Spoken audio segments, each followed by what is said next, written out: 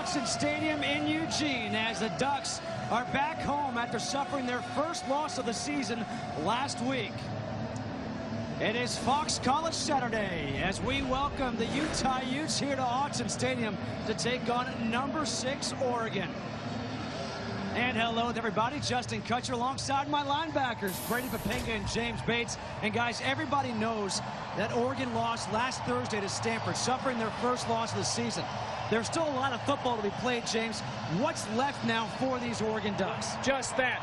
Football, and great football is what you'd expect, and it's a real shame that we've gotten to a point to where one loss, a knee-jerk reaction to a great football team in Stanford, and everybody has just written off this Oregon Duck football team. This is still an outstanding squad. Like you said, a lot of football to be played, including Stanford with a big one against USC tonight. But one thing is for sure, guys, a great team may lose to another great team, but a great team doesn't let that team beat you twice. They have got to pick themselves up because Utah's already upset Stanford, and they almost got Arizona State. No doubt about it. And if Oregon is going to go and recover after that win, they're going to need their star quarterback, Marcus Mariota, to be healthy. How healthy is he? Well, that sure is the question, because if you look at that Stanford game, you could tell that Marcus Mariota was favoring that left knee of his, which ultimately affected his quarterbacking mechanics. He was unable to really set his base and step into his throws, and that really hurt his accuracy and his velocity in his throws. So look for Utah today to test Marcus Mariota out in the pocket by bringing a lot of pressure up the middle. Okay, so Marcus Mariota is playing for Oregon. Bad news for Utah. Their starting quarterback, Travis Wilson, is not. A former walk-on, Adam Schultz, will be starting at quarterback for Utah in this game. So a tough task for the Utah Utes, but like James said, they beat Stanford earlier this year. Oregon lost to Stanford last week. The Ducks are trying to get back on the winning track. They'll take on the Utes when we come back.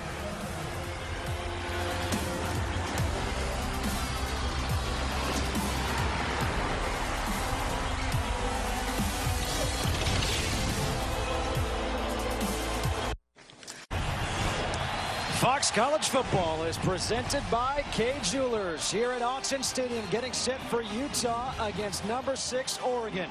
The head coach for the Utah Utes is Kyle Whittingham. You look at the record this year for Utah. They've lost 3 in a row after beating Stanford 27-21 at home.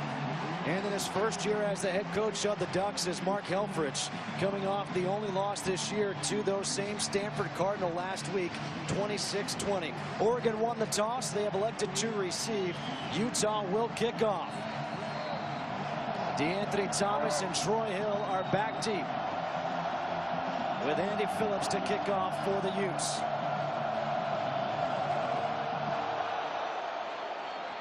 Thomas will have a chance to return from the 4. DeAnthony Thomas breaks it across the 35-yard line up to 36. And let's take a look at the impact players on this side of the ball, James. Justin, going to go with Braylon Addison here. And the problem is Josh Huff has been banged up a little bit. He probably will play, but Addison has got to be the big playmaker. Of course, Marshall's done a great job filling in for DeAnthony Thomas when he was hurt. Eric Rowe has got to keep the cap on it. No big plays given up by those safeties. And Pac-12 fans all know big number 9, Trevor Riley. Trevor Riley, the senior from Valley Center, California, big-time playmaker. On first down, the handoff is to Byron Marshall. Marshall gets a couple yards as we take a look at Marcus Mariota. And his numbers this year have been phenomenal. 22 touchdowns, no interceptions. Over the course of his career, 54 touchdowns compared to 6 INTs. But Brady, like you said, how healthy is that knee? And that'll be the question today, but I mean, come on. 22 touchdowns, 0 interceptions. Talk about efficiency from the pocket. His first pass of the game is complete to Huff. And Huff has the first down across midfield as he gets shoved out at the 49 of Utah by Keith McGill. He certainly looks pretty good. The big senior has dealt with a lot of injuries in his career, guys, and had a couple slips in that Stanford game, especially early on, where he and Mariota couldn't connect. Pressing a little bit too hard, maybe. They swing it out to DeAnthony Thomas, and he gets hit in the backfield. Tackled by Justin Thomas. That's going to be a loss of 4 on the play. And that's exactly how you kill those flare passes right there by Justin Thomas. Look at him come in low there. Boom! Make a nice low tackle there for a tackle for a loss. And this defense certainly is going to be tested for Utah. Mariota setting up a screen. Braylon Addison, good tackle by Davion Orfe at the line of scrimmage. So now 3rd and 14 is coming up here for the Ducks, and this is incredibly important for Utah to get off the field here. Yeah, and this is what Utah wanted. They wanted to get Oregon in obvious passing situations so that then they can dial up some pressures. Handoff is to Byron Marshall, and Marshall gets tackled at the line of scrimmage again. So here's that defense forcing a punt as Nate Orchard got the penetration. Well, after the big open field tackles by Thomas and Orfe, going to try to go to the ground here, and Byron Marshall given nowhere to go, and a great job of penetrating. Orchard, Riley get the vice angles on a speedy back that can break one, and what a huge first series for this Ute defense. Alejandro Maldonado on to punt. Jeffrey Norwood is back deep. Norwood, fair catch, signaled and made at the 13-yard line. How about the impact players on this side of the ball for the Utes, James?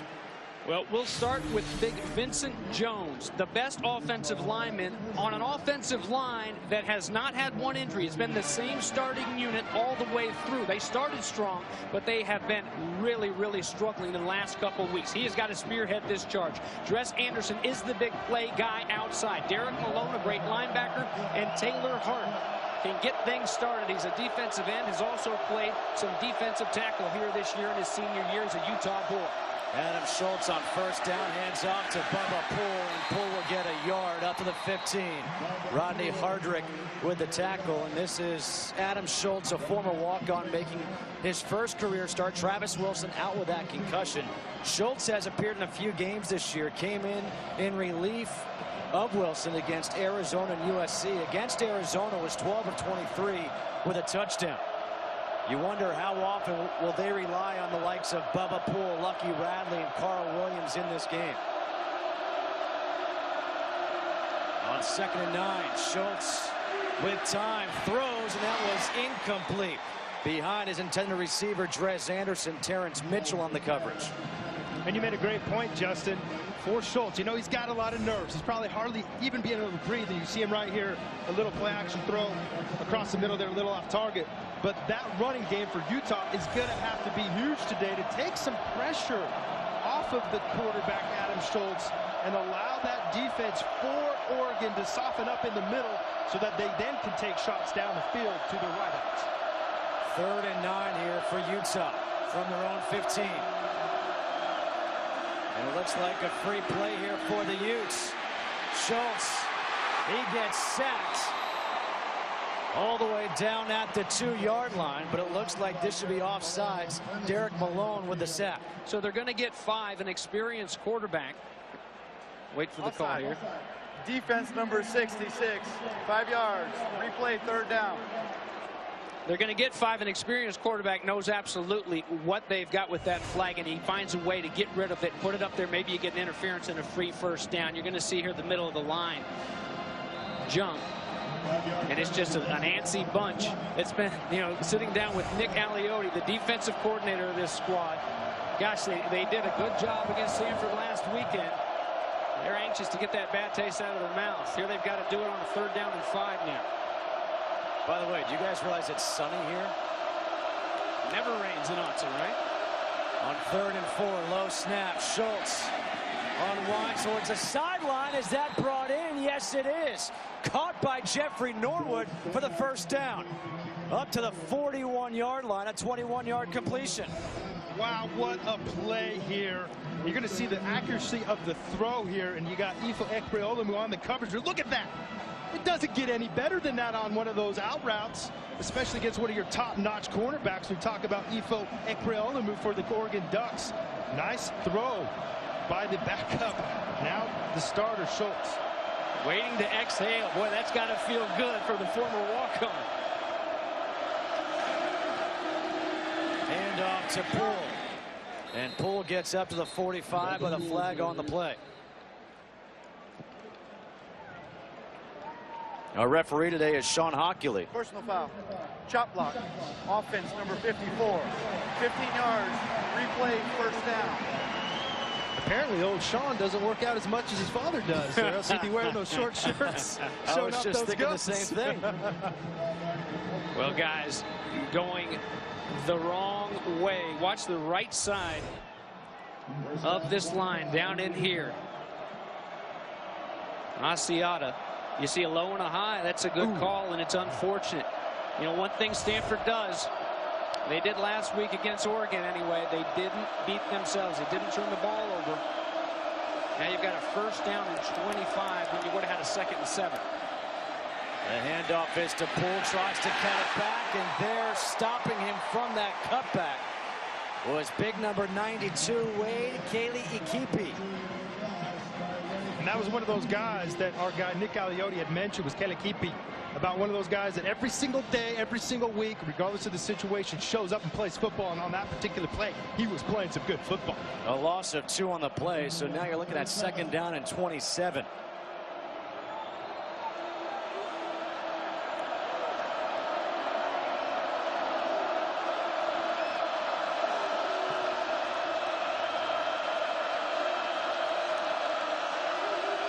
Norwood in motion. Schultz buys some time, throws over the middle, and it's intercepted. Deflected, and Terrence Mitchell has it. Troy Hill deflected it. Mitchell picked it off for his 5th interception of the season. Man, and Adam Schultz right there, that's just one of those plays. When you're rolling out to your right, you do not want to throw back against the grain unless you are Brett Favre or somebody of that nature. You're going to see that it's exactly what he does. He throws back against the grain, and that's where all the pursuit is coming from. Everybody's reacting back to that, and a nice job of ball skills right there by that Oregon defense of tipping it to each other. So now great starting field position here for the Ducks on first down. The handoff to Marshall. And Marshall will get a couple of yards, tackled by LT Tuipulotu. This Oregon defense, 24 takeaways. That's the most in the conference. Last year they led the entire FBS with 40. They couldn't force any turnovers against Stanford. That's the 5th interception, guys, this year from Mitchell. A little help from his friend that time. So far, this Kalani Sitake defense has been playing really well, too. Mariota escapes the pressure, throws, and that one is caught. The tight end, Farrell Brown. A 28-yard completion.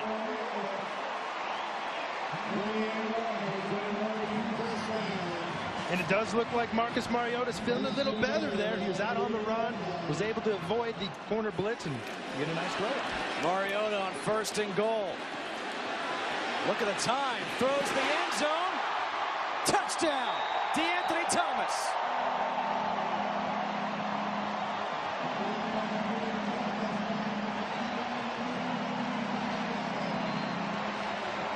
And that right there, James, is just one of those plays as a defender that you can literally only cover for so long before all of a sudden somebody is going to come uncovered.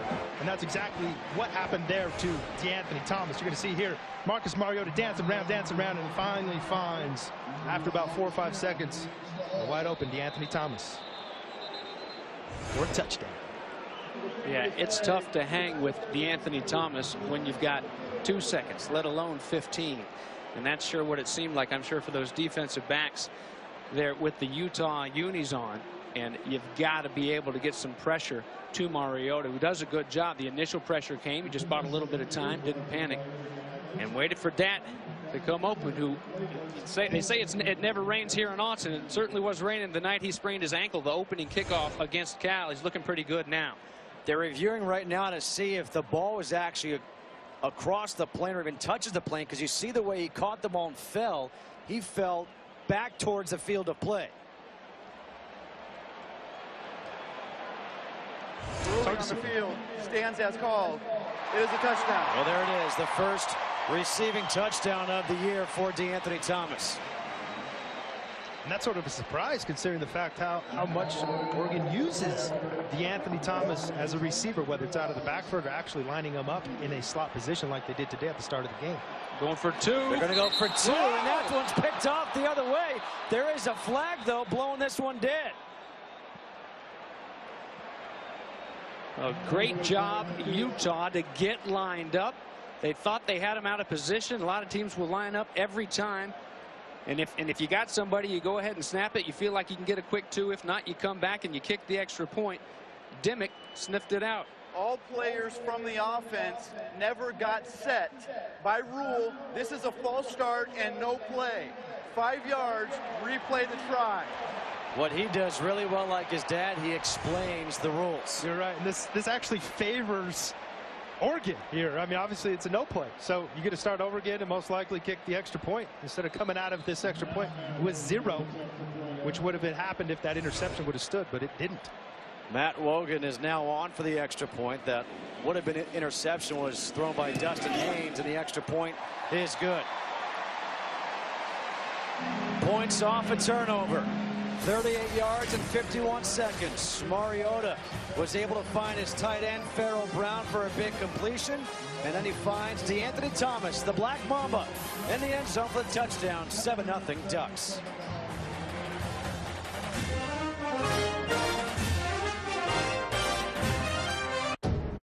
Time now for our Chevy Keys to Success. Well, the Runnin' Utes, that's the basketball team up there on the hill in the Huntsman Center, but that's exactly what Kyle Whittingham's team needs to do. They've got to establish the run. It'll be tougher without Travis Wilson, who does a good job running the football. And a great day for Ducks. That's what they say when it's raining. You know what? It's a great day for college football. Whenever you can strap on that chin strap, put on a helmet, and go live out a dream, which all of these young men are doing, whether you're 4-5 or whether you have one loss. You can't hang your head. Get over feeling sorry for yourself and know that this is a very special opportunity, and there aren't many in life. Get over last week's loss. Don't let Stanford beat you twice. Go play some football and know that you're very fortunate to be out here.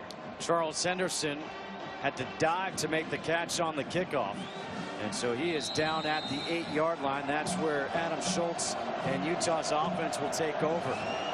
Schultz had that big completion on 3rd down, but then the penalty hurt them. On 1st down, the handoff is to Bubba Poole. Tries to bounce it outside, gets spun around up the 10 to pick up 2. And now it's time for our first Lowe's Never Stop Improving game break. Here's Patrick O'Neill. Thank you, Justin. If Georgia wants to upset number 7 Auburn, they have to stop the run. But not many teams have been able to do that. Corey Grant, 21-yard touchdown, the 34th rushing touchdown on the year for the Tigers. They only had 16 last year, 10-0. Justin, James, and Brady, back to you. All right, thanks so much, Patrick. It's 7-0 here at Autzen Stadium in the first quarter. Oregon leading Utah.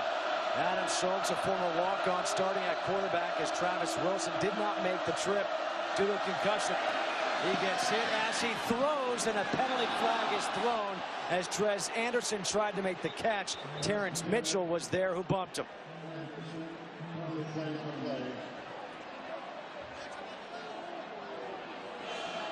Pass interference. Defense number 27 not playing the ball. The ball will be placed in the spot of the foul. 1st down.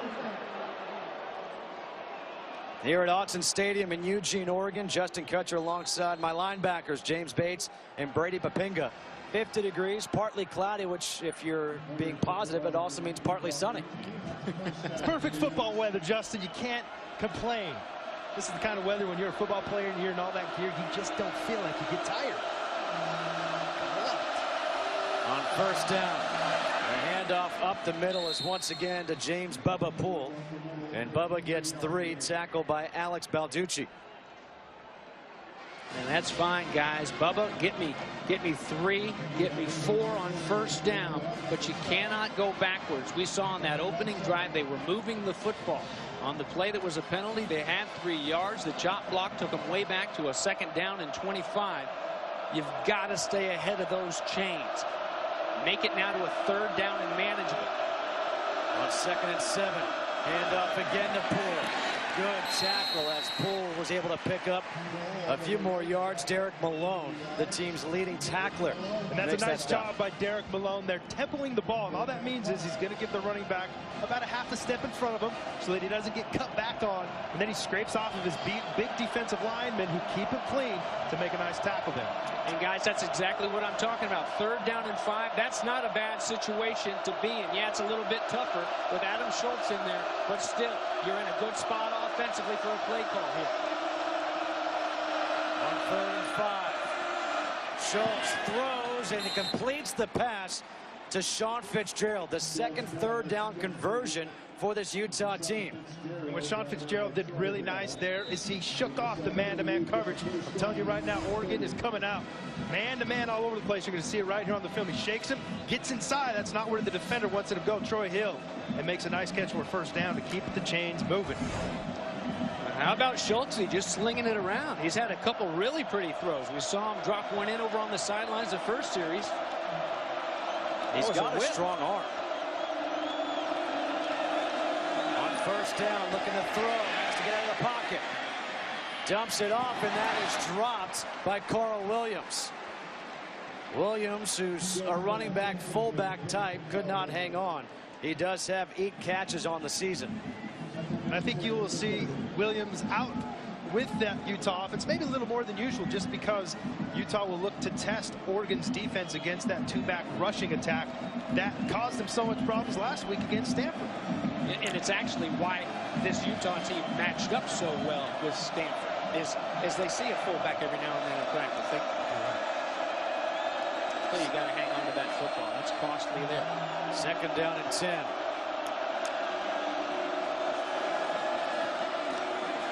Schultz waiting, throwing deep, and that's incomplete. The intended receiver is Delshawn McClellan. So now 3rd and long coming up here for Utah. And you can expect Oregon's defense to continue to bring the pressure, because that's really been the theme from the beginning so far till where we're at right now. The 1st quarter is Oregon is pressuring Adam Schultz. Can he handle the pressure here on 3rd and long is the question. I will say this, though. It's an offensive line.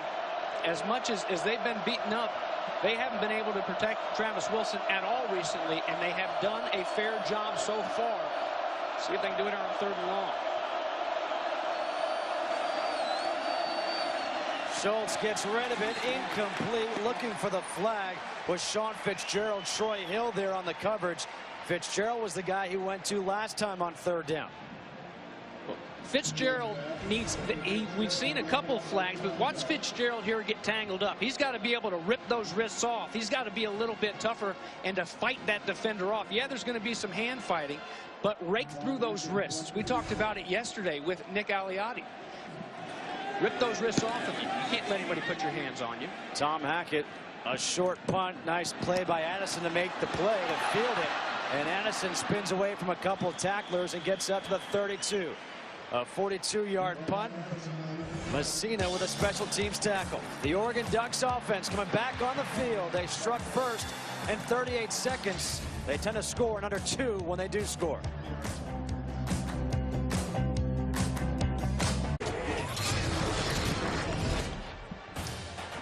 The Ducks, they're flying right now, 7-0 over Utah, trying to bounce back after that loss last Thursday to Stanford when they fell 26-20. They were down 26-0 in that game and made a comeback in that 4th quarter to make it close.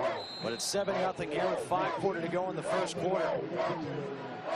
Mariota with 1 touchdown pass already, found DeAnthony Thomas in the end zone.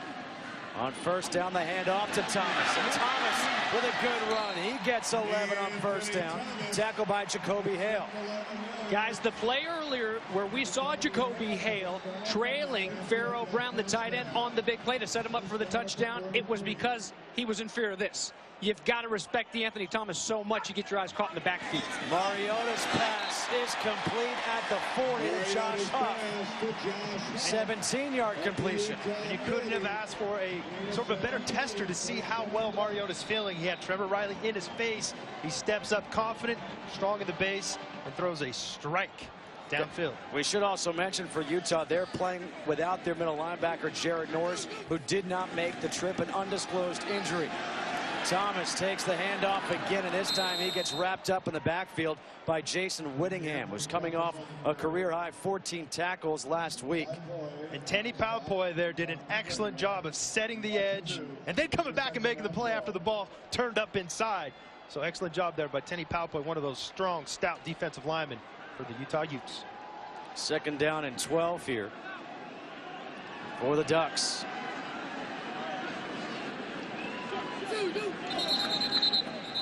And that's going to draw a flag. Looks like a false start here against Oregon. Before the snap, false start. Offense number 75, 5 yards, 2nd down. That's the right tackle, Jake Fisher.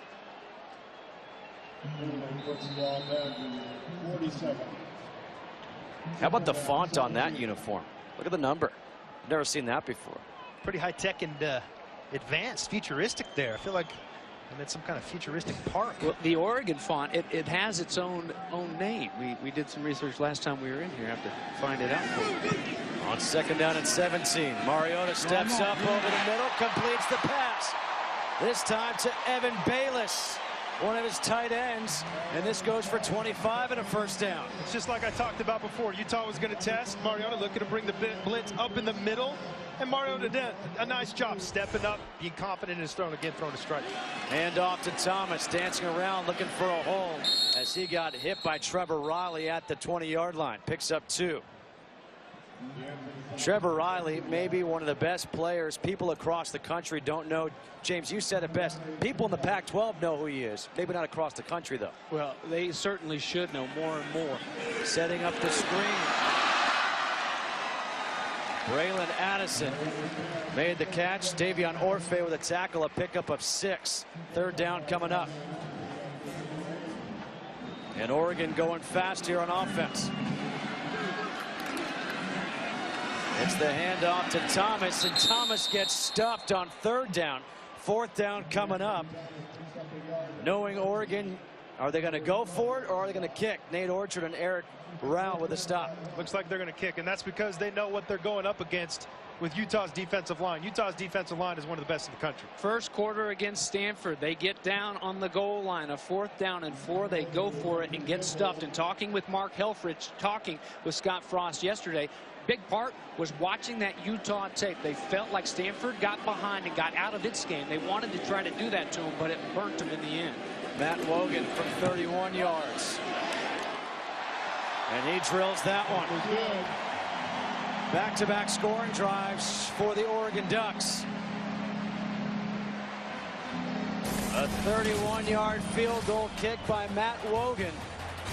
And Oregon leading 10-0 here with 2:41 to go in the 1st over Utah. Wake up. The Duck is already tired. That's not good. He's faking it. He's faking it. That guy, he's got to have pipes like Ed Hockley under there. Has to all the push-ups he does. Thanks in large part to that guy right there, Marcus Mariota. A perfect start for Mariota. As Wogan will kick off. Henderson and Norwood are back deep. A high, short kick taken at the 12 by Henderson. And Henderson trying to get across the 25 and does, up to the 27-yard line. It's a nice fall afternoon here in Eugene, Oregon. 2:35 to play here in the 1st. 10-0 Ducks.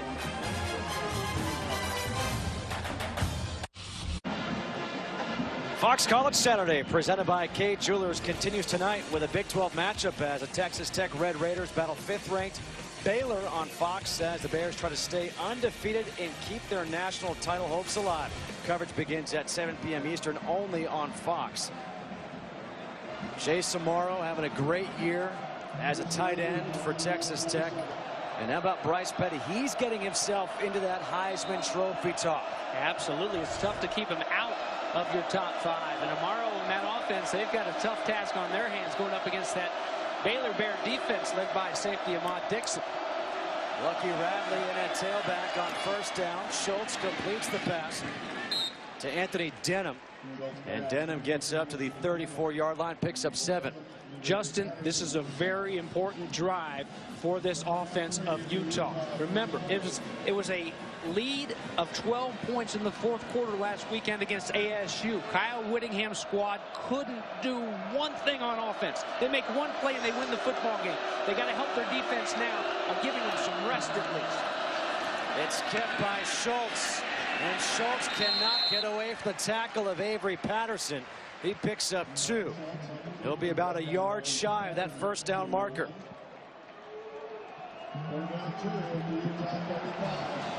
Third and 1, and if you're Utah, you have to convert right now. And you can see right there with Adam Schultz, that's where they miss Travis Wilson.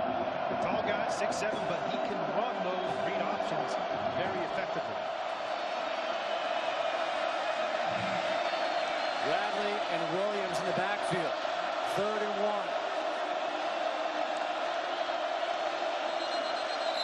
And now a timeout is going to be called by Utah.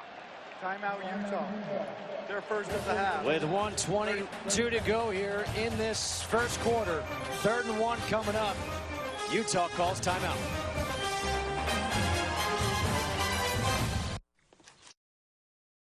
Third and 1 after the timeout.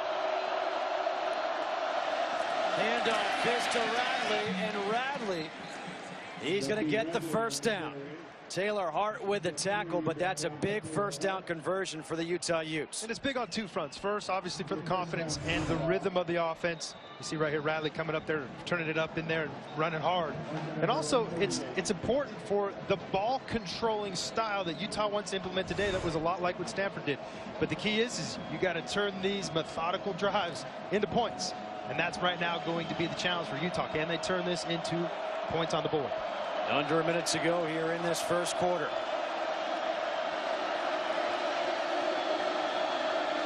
They're one short. I think they're one short, guys. Yep. You are correct. And they're going to use their second timeout. That's a shame, too. Okay, you hate to have to burn one on a 3rd down and 1, but I get it. You've got a guy in his first start, former walk-on, who's not used to being in their very crucial situation. Here, a personnel situation has nothing to do with a new quarterback. All right, we've got some time. Let's go back to Patrick O'Neill for a game break. Mariota off to that good start in Eugene. How about Winston to Tallahassee? Florida State hosting Syracuse.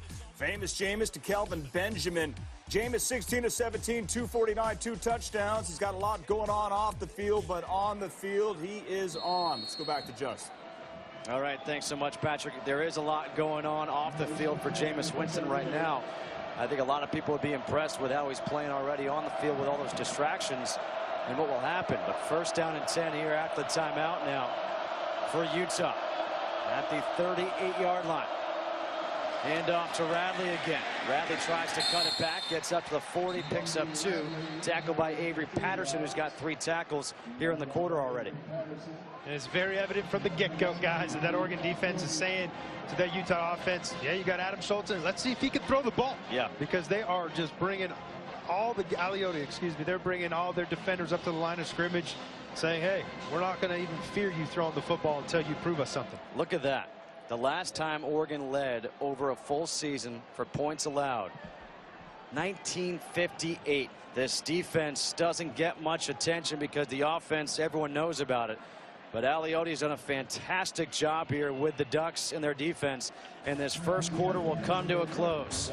10-0. Oregon leading after 1, trying to bounce back after last week's loss.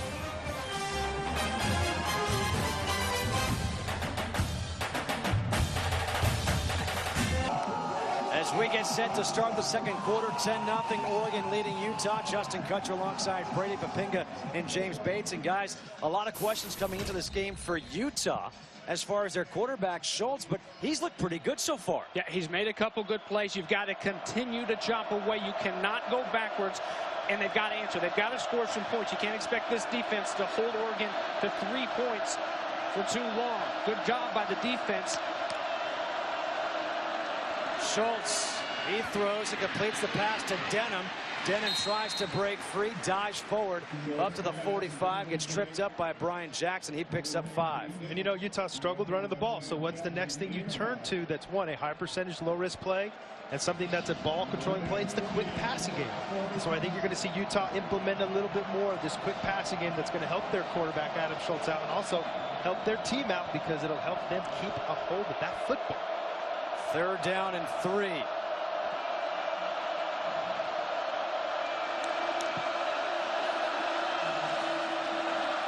Schultz throwing, and that's tipped again, incomplete.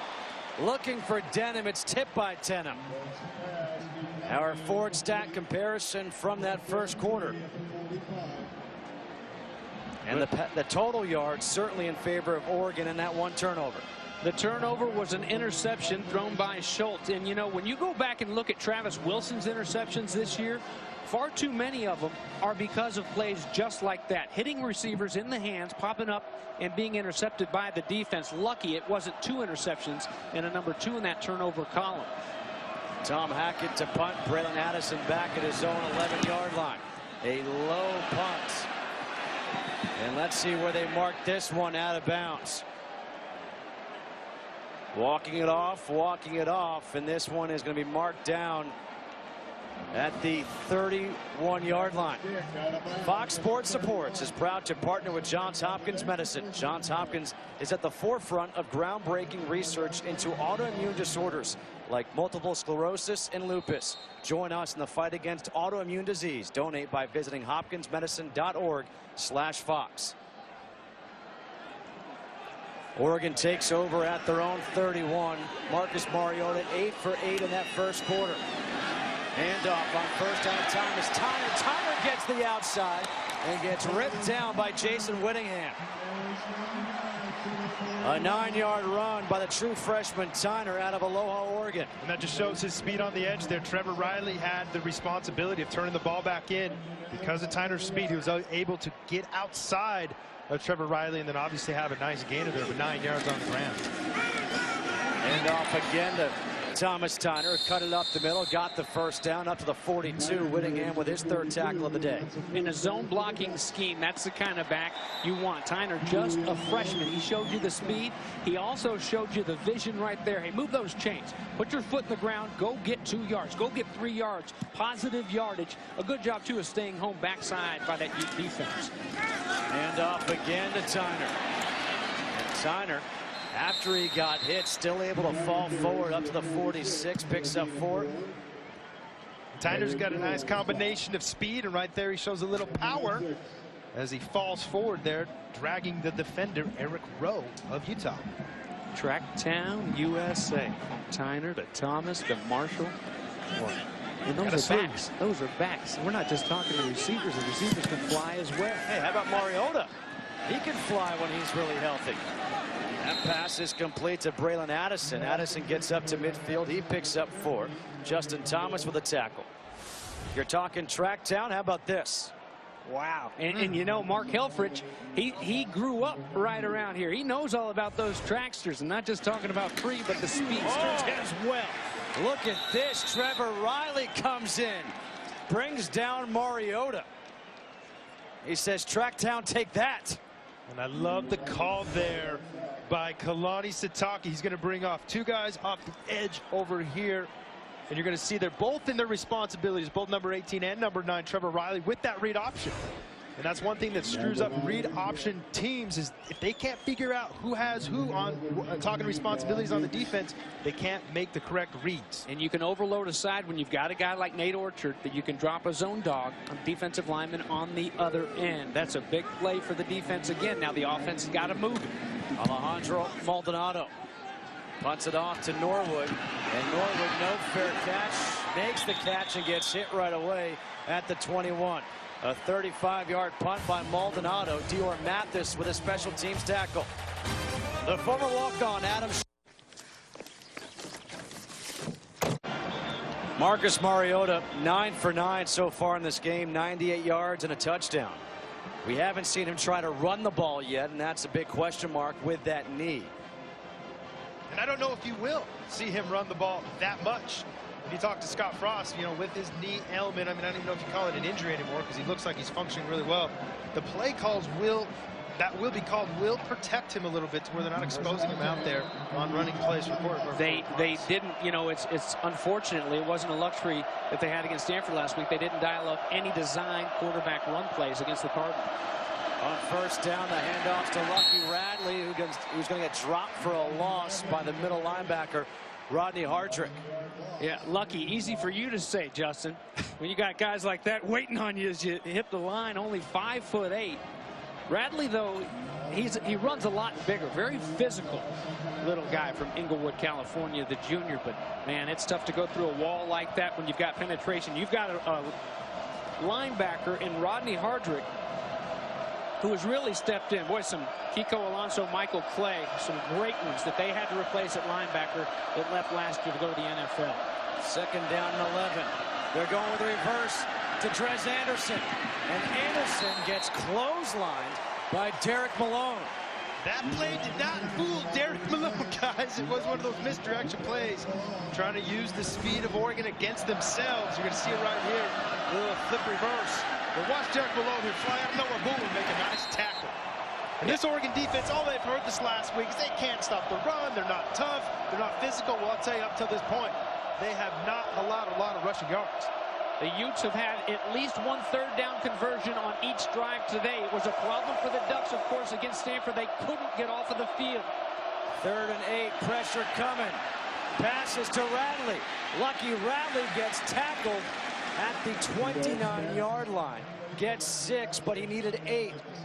Oseko Lokombo with the tackle to save that first down.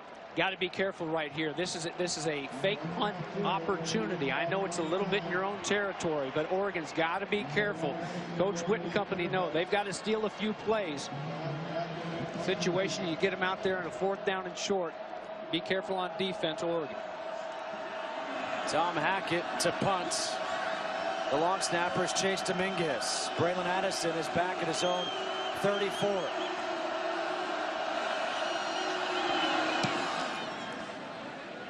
A good punt angled away from Addison, who makes the catch and gets shoved out of bounds immediately at the 37-yard line by Dominique Hatfield.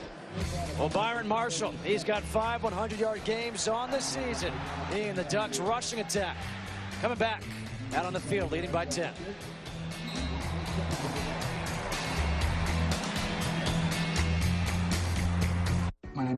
Well, this week we asked our Facebook fans who deserves to be number 3 in the BCS, and here's how they responded. Baylor with 45%, Ohio State 34%, and Stanford 21%. And unlike the last couple weeks, I agree with them this week. Look at that. Shocker. Michigan going Baylor. Not for Ohio State. No. You know what? I do too. Baylor Bears up there. Ohio State not too far behind. And as for Stanford, a great big win, obviously, last Thursday night against this Oregon team. But their blemish, a loss to this Utah team, who now sits at 4-5. It's a decent football team, but the rest of the nation sees it as that. By the offense, number 85, 5 yards, first down. That's against Farrell Brown, and I think the loss for Stanford looks a lot worse now, but at the time when they lost to Utah, Utah was a good team. They were coming off a tough game against UCLA when they played them at home. UCLA really had to fight for that win, and all of a sudden they've been dealing with injuries, and they've been really losing 3 in a row, but at the time it wasn't as bad as it looks right now. Handoff is to Byron Marshall, and Marshall gets up to the 34-yard line, tackled by Tui Pelotu, a pickup of 2. You know, there have been some penalties against this Oregon team that you have a couple extra days to try to get over that loss. It's, you know, that are uncharacteristic of an Oregon team, and this is what happens to you. Now you're in a 2nd down and long, and that's what you've got to do to it. You can't give up those big plays that we've seen a couple times today. Let them make mistakes. Keep them in front of them. Mariota throwing, completes again to Farrell Brown for the first down. He's now 10 for 10 on the afternoon, a 14-yard completion. Tight end, tight end, tight end. Farrell Brown had the big catch to set up the first touchdown. The tight ends have been killers. Trevor Riley coming in untouched again. His 2nd sack. Right. Speaking of killers, how about Trevor Riley's motor? They've had some great defensive linemen over the years to come through there and play at Utah, and most recently in the Kyle Whittingham years. Boy, the Krugers, just on and on. And the inside, too. Some great big poly guys that can rush the passer. 2nd down and 18 here for Oregon. Mariota out of the pocket, dumps it off. Marshall can't hang on. He turned to look to see what kind of running room he had. Go back to the sack. Here's Riley up here at the top. They've got him against Tyler Johnstone. Johnstone, he's had a tough time the last couple of weeks for the Oregon Ducks at that left tackle position. That was the first incomplete pass of the game for Marcus Mariota. That was the shortest pass of the game for Mariota. And now it's 3rd and 18. 0 for 3 on 3rd down are the Ducks. Mariota pressure, and Mariota goes down again. This time by Michael Walker. A loss of 9 on the sack. And another nice call by Kalani Sitake, bringing an overload blitz from down here. You're going to see a couple guys come off the edge. And Marcus Mariota, he doesn't see the blitz, so he doesn't realize he's got to get rid of the ball quick. And lo and behold, when he does turn around, there's the rusher right in his face. Excellent call and excellent execution on the Utah NLDs. Maldonado on to punt. Jeffrey Norwood back. Norwood lets it bounce. It takes an Oregon bounce, and it's down at the 28-yard line of Utah. 40-yard punt. Michael Walker, who has started all 9 games this year for Utah, 54 tackles coming in, comes up with a big sack on 3rd down. Utah trails 10-0.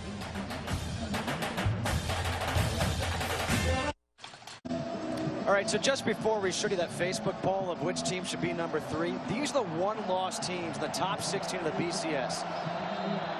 And this one-loss team right here, Oregon, it's the prettiest loss of those one-loss teams, of course, is Stanford. That handoff to Lucky Radley up the middle for 7. If there is such a thing, guys. You know Clemson, you look at them the other night, and that's a great football team, but that loss at home to Florida State, 51-14, you know, that was an ugly night, and it's hard to believe when you look at the athletes they had out there the other night. Taj Boyd on Thursday night throwing that football around to some big long bodies. It makes it even more impressive that FSU went in there and beat them like they did. Radley again. Radley, he's going to get the 1st down, gets 4 yards up to the 39. Tackle by Derek Malone, his 5th tackle of the game, and Malone is on the ground. I just hate to see that. I've seen a couple good plays from him already, leading the team in tackles. The junior from Colton, California. You know, we talked with his defensive coordinator, Nick Aliotti, yesterday, and you talk the stats of course, when you look at that Stanford game and how they went about it, the Stanford Cardinal team, as we take another look at the play. And getting off, of course, the field on 3rd down is the inability anyway. And he's underneath there, the first guy on the tackle down low.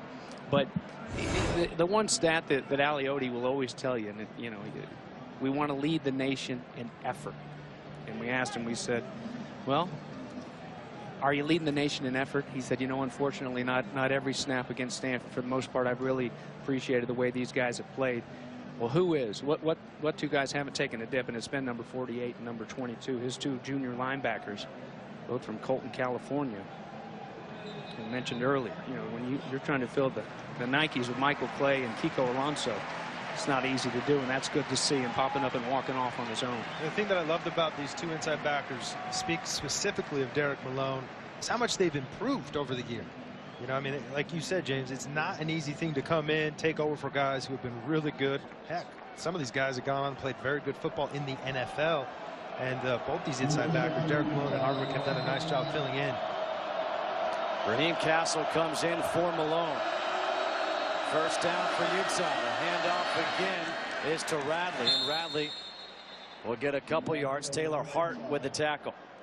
And I know right there, Radley was brought down for a minimal gain, but the previous runs, man, he is running hard. He is decisive. When he finds out where he wants to go, he puts his foot in the ground and shoots through there like a big running back. And the guy isn't very big, guys, and he runs obviously a lot bigger than he is. He's only 187, 190 pounds. He runs like a 210, 220-pound back. Yeah, and just at 5'8", Adam Schultz is only 6'1". Now, when 6'7", Travis Wilson's in there, and you get the pistol, you can't find a back like that. Second and 8. Radley again tries to hit the hole up to the 44. Ekpreolomu with the tackle after a pickup of 3.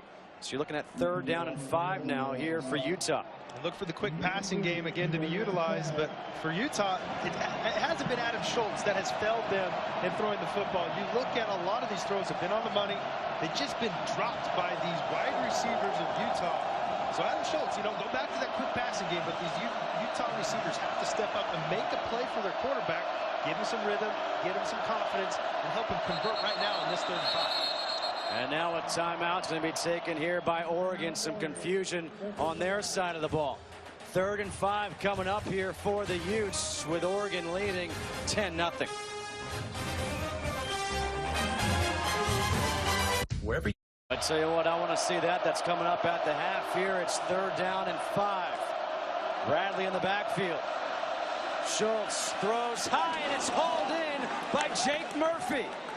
Jake Murphy, the tight end, who they thought was lost for the season when he broke his wrist against UCLA, made a return, a surprise return for this game. And that's just what you call a beautiful Y option. And all that means is he's going to run upfield, and wherever the defender is, he's going to turn away from him. If the defender's inside, he's going to turn outside. If the defender's outside, he's going to turn inside. And what a catch by Jake Murphy. We didn't even think he was going to play today. Man.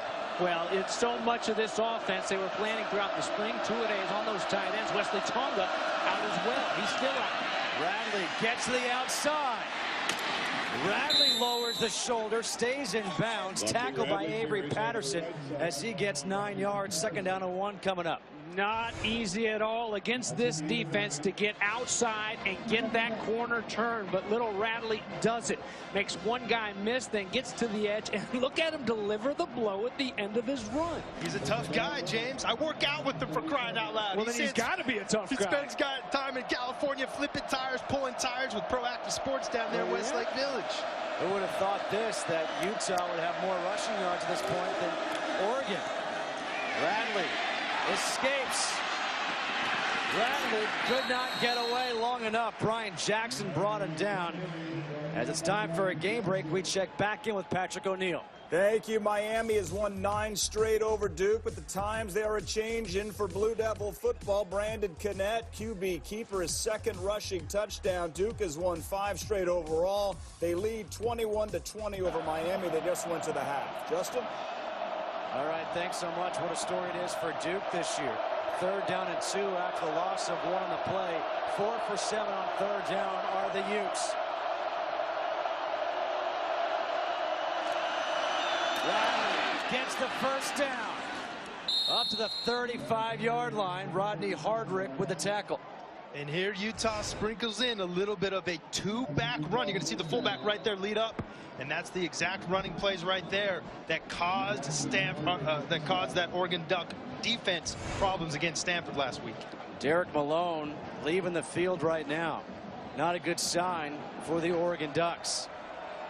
Brady, the 2nd back you speak of, Carl Williams, probably the steadiest on this offense, remains in at fullback. Bubba Poole is back in at tailback. And Poole gets bottled up. That picking up about a yard. Eric Armstead and Ricky Hamuli combined for the tackle. You got to be careful, Oregon. This is what Oregon's offense makes a living on, that little zone read. And carrying out the fake Adam Schultz there, a lot of times you'll see a guy kind of linger to make sure he doesn't have it. And you don't have to respect the wheels of Schultz like you do obviously in Mariota, but be careful that he doesn't pull one and go for a big hitter and catch you sleeping. 10th play of the drive. Play action, they hit Murphy. Murphy to the end zone, touchdown. Touchdown pass. 34-yard touchdown pass from Adam Schultz to Jake Murphy. all those run plays opened up the play action. And you're exactly right, Justin. You know what you usually do as a defense is you knee-jerk react, meaning if something's really causing you problems, you tend to overplay it. For Oregon, it's that two-back running play that's causing you problems. They fake it like they're going to run a power up inside, and they find Jake Murphy running down the middle of the field for a touchdown. Andy Phillips converts the extra point. How about that drive, though, by the Utah Utes? They converted on 3rd and 5. Murphy made a great catch, and now this. And you're going to see this fullback. He's going to lead up there and watch the linebackers all looking into the backfield. Jake Murphy sneaks behind the coverage as they're all distracted, thinking they need to play hard on the run. Well, how about the former walk-on? Boy, is he ever pumped, and he should be. This entire team to cut the lead to 3 here on the road against the number 6 team in the land, perhaps the one here to get it going by Murphy on a 3rd down and long. Are you kidding? Catching it the bottom of the ball, the point to pull it in, and this is a guy that has been banged up with the bad wrist. He hasn't been out there in a long time. He was looking like his dad, Dale Murphy, making a catch over the wall. You look at Adam Schultz there, you probably felt a little anxiety at the beginning of the game, but his boy Jake Murphy helped him feel a little bit more relaxed there with that beautiful one-handed catch, and then to follow that up with a beautiful, nice touchdown catch to get Utah right back into the thick of things here in the 2nd quarter. Andy Phillips going with a short kick to the 31-yard line. And that gets returned up to the 36. Pharaoh Brown, the tight end, with a 5-yard return. This Utah team did not want to tempt fate with DeAnthony Thomas making a return. You're darned if you do, darned if you don't, aren't you? You kick it to Dat, and there's a chance that your defense may not even have to come out on the field, and now you go with the short kick, and you give this offense a short field to work with 2:46 remaining. Plenty of time for the high-octane Duck offense. Mariota to throw on 1st down the sideline. Just what you're talking about. Addison tackled inside the 10.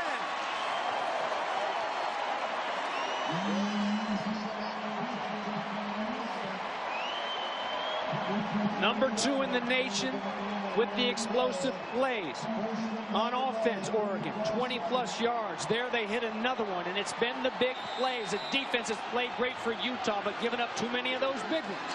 1st and goal. They hand off to Marshall. Marshall cuts it back and slips at the 5-yard line. That tackle on that big play was by Eric Rowe. And Rowe maybe, well, certainly saved a touchdown. We'll see if he's able to save some points. If this Oregon team can convert, it was a 57-yard pass. 2nd and goal. Mariota with time comes back to the end zone. Touchdown. Josh Huff.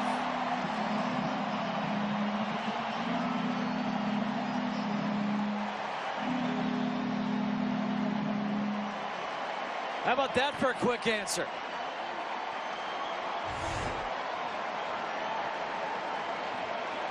Mariota and Huff trying to connect down low last week. Couldn't get it done early in the game against Stanford. Here right on the money. We talked about the mechanics of Mariota standing in there strong, and with a receiver like Huff running the route, the easiest throw for a quarterback right over the middle.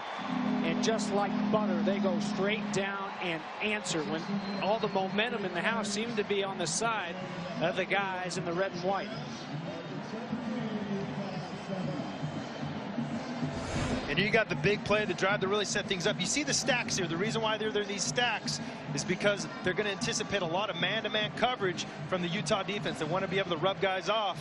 And you see right here, the corner gets stuck on this inside route. He gets his vision off balance or off of what he needs to be looking at, which is this guy right here running down the sidelines. And Mariota, being the great quarterback that he is, finds the open man. And you can't ever undersay this enough. So many quarterbacks will let uncovered guys just run free. But the good ones, they will always find the uncovered open wide receiver. And I'll tell you what, Marcus Mariota is one of those good ones. You see what Oregon has done this year. 42 of 61 touchdown drives in 2 minutes or less. That was coming into this game.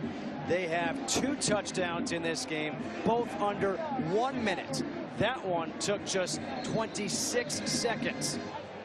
Look how they picked up the pace from last year. Last year they were tied with Oklahoma State with 45 touchdown drives that were under 2 minutes. That's on the entire season, Justin. Marcus Mariota, 12 of 13, 174 yards and 2 touchdowns. The officials.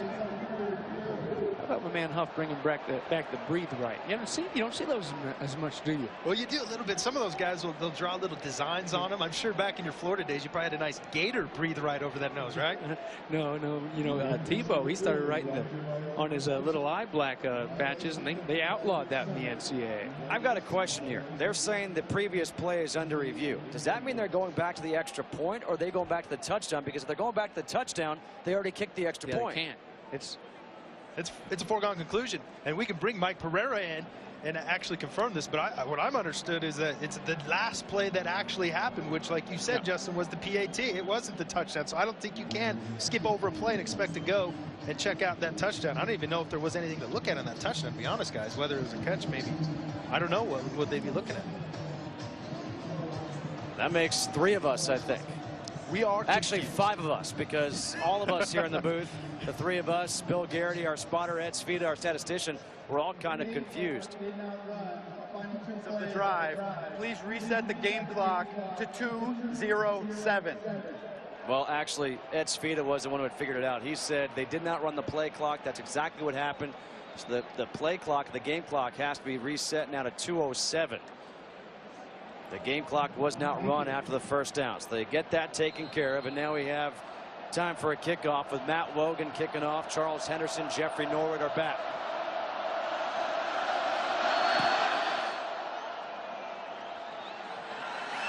Henderson from the goal line.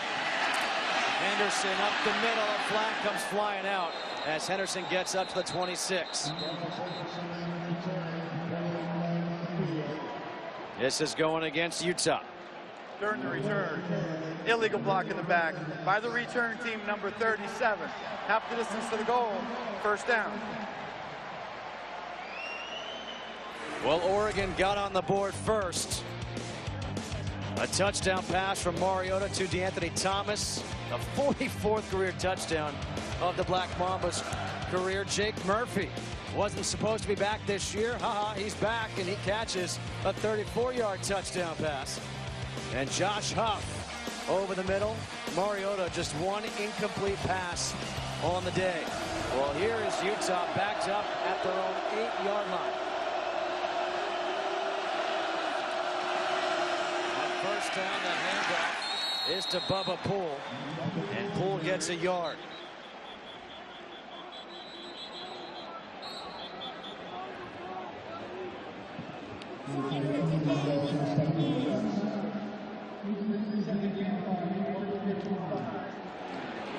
Well, 155. I thought. Timeout, Oregon. Okay, I was going to say Oregon. Second of the half.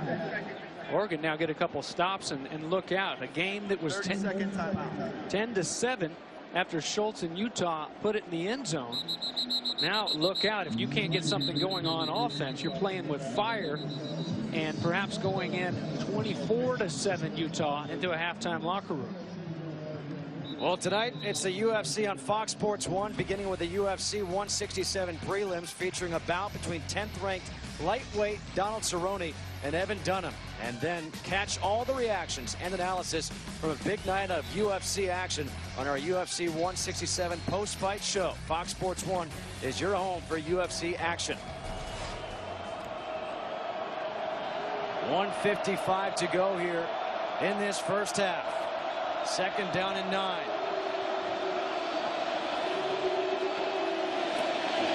Handed off to Poole again, and Poole can't break that tackle of Tony Washington. He's able to get 4. Timeout for Oregon again.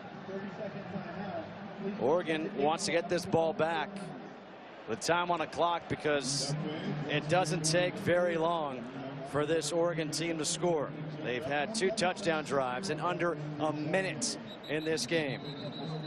The Oregon Ducks coming off their only loss of the season last week at Stanford. So Stanford at 6-1, Oregon at 5-1. That North Division is still up for grabs. Stanford's got a game tonight against USC. Not an easy game, especially with USC playing so well under head coach Ed Orgeron, interim head coach Ed Orgeron. Well, and look at that Arizona State. They almost had 2 conference losses, 20-19. They got out of Salt Lake City alive.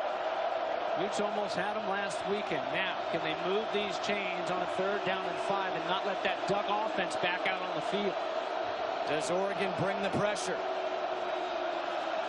3rd and 5. They do not. The pass is dropped. Trez Anderson had the first down and just didn't bring it in.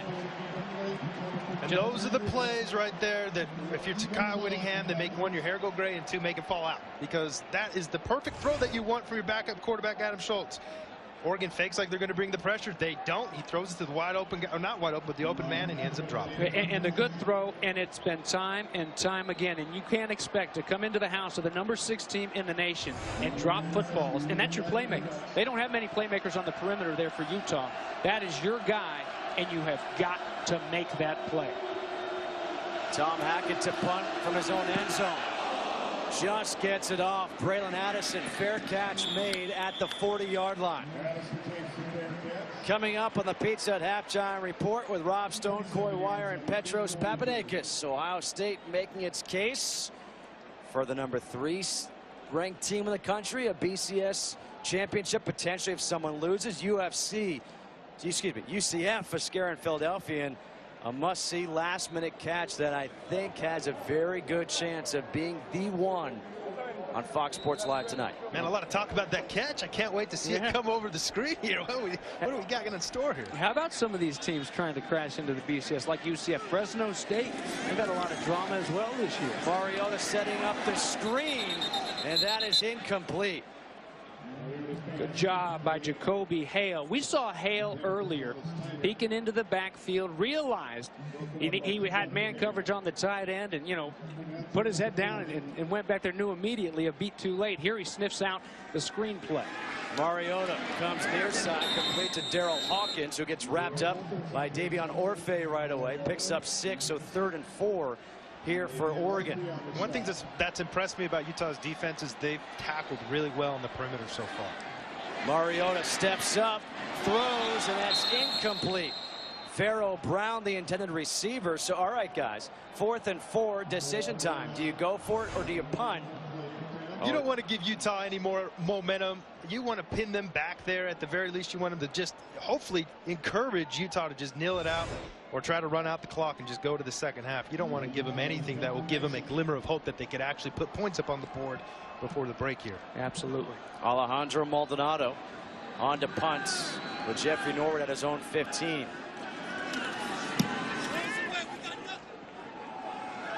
Norwood lets it go over his head. It takes a Utah bounce, and this will be down. They're going to mark it down at the 16-yard line. So 17-7, Oregon leading Utah. And I think a lot of people coming into this game would say, wow, only a 10-point game with a minute to go in the half. Well, and it really has been, call it a hangover, whatever you want. You know, call it a defense for Utah that isn't as bad as the 4-5 record shows. It's been an offense that has struggled mightily here in Pac-12 play, with the exception, of course, you get enough just to beat Stanford. This isn't a bad Utah team, even though their record doesn't show them as world beaters. Bubba Poole on first down, picks up a yard, tackled by Kaylee Ikipi. You know, we showed the graphic earlier of the one-loss teams. Of course, Oregon being one of them, Stanford being one of them. And you talk about Ohio State and Urban Meyer making their case, trying to blow all these teams out and trying to you get some love. The real ugly thing is going to be, say, an Auburn Tiger team, greatest turnaround in college football this year. Hang on and beat Georgia today. If they were to go and win that Iron Bowl and upset #1 Alabama, that's a one-loss team that will jump. They'll jump in Ohio State. Utah's going to take a knee to run out the clock here in this half, and frankly, I don't blame them. To go into the locker room down by 10 against this high-powered Oregon offense. The defense has done the job for Utah, playing with a backup quarterback in Adam Schultz because Travis Wilson did not travel due to a concussion. So the score at the half is 17-7. Number 6 Oregon leading Utah. Let's head back to the Fox College Saturday studios. The Pizza at halftime with Rob Stone, Eddie George, and Joel Clapp. All right, Justin. Back here at Autzen Stadium in Eugene, Oregon, 17-7. Oregon leading Utah as we get set to start the third quarter. And James, this has been a tough week for college football fans across the country, especially in Utah and here in Oregon. Well, we lost a great one earlier this week, and Todd Christensen, a Eugene, Oregon native. His father was a professor here at the University of Oregon, went on to play, of course, some great football as a fullback at BYU, big rival for this Utah team, before going on into the NFL. 5-time Pro Bowler, 2-time Super Bowl champion. Look at him with his 2 rings right there. He's probably at a track meet. You know, he's from Tracktown, USA, and it certainly came out. He had such a passion for the people around here, for his love of the sport and just love of sport, period. And Todd, you'll be missed. 5 years working with him, just a very dear friend, and learned so much from him. You hear a lot, he's one of a kind, he's one of a kind. That gentleman was one of a kind, and I really appreciate my relationship, and I give hugs to Kathy and his family. We lost a great one. Well, sorry about it, and certainly condolences to the Christensen family. Getting back to football here in Oregon, coming off the loss last week against Stanford, they came out against a Utah team that's playing them tough, and they lead by just 10 points. Yeah, and a big theme of the first half of the day has been big plays that have led to scores. And you're going to see here a nice throw by Mariota down to Farrell Brown to set up Oregon's offense for points to get on the board before Utah. And then Murphy here with a nice catch to keep the chains moving. And then right here, look at Murphy beat the defense behind the defense and put up Utah on the scoreboard 7-0. And then Marcus Mariota responds right back, finding Addison uncovered there to put points up on the board for Oregon right before the break there. And so it really has been big plays that have led to scoring drives for both of these teams in the first half. Oregon kicks off to open up this third quarter. It's taken by Anderson. Charles Anderson back up the middle, nearly broke free, gets back to the 25-yard line, and that is where Utah will start. Time for a look at our first half stats, brought to you by Kay Jewelers. And the time of possession, that is key. And look at those sacks. Again, this Utah team, they came in second in the country in total sacks. Well, and look at that, 0 for 5 for this Oregon Duck offense. And even more impressive, perhaps, not just the job the Utah defense has done, but 5 of 9 this offense. Remember, it was an Oregon team. Just third downs just crushed them. They couldn't get off of the field against Stanford.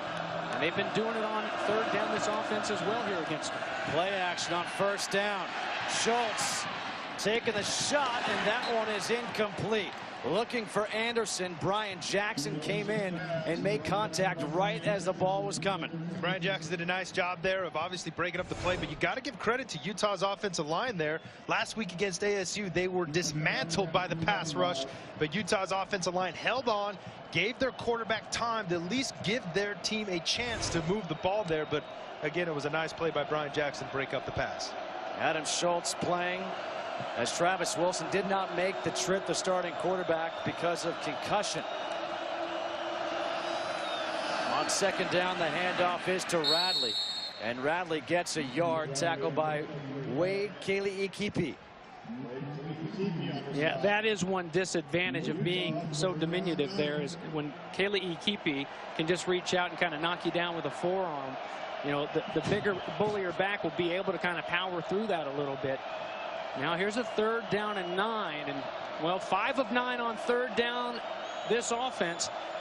And watch out for the tight end, because we saw Murphy pull up a great grab on third down and long to keep the chains moving earlier. Lucky Radley in the backfield. The play clock is down to 4.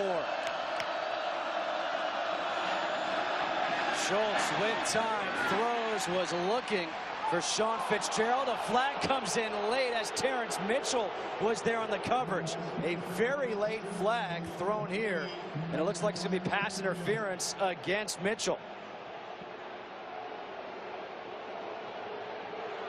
Pass interference.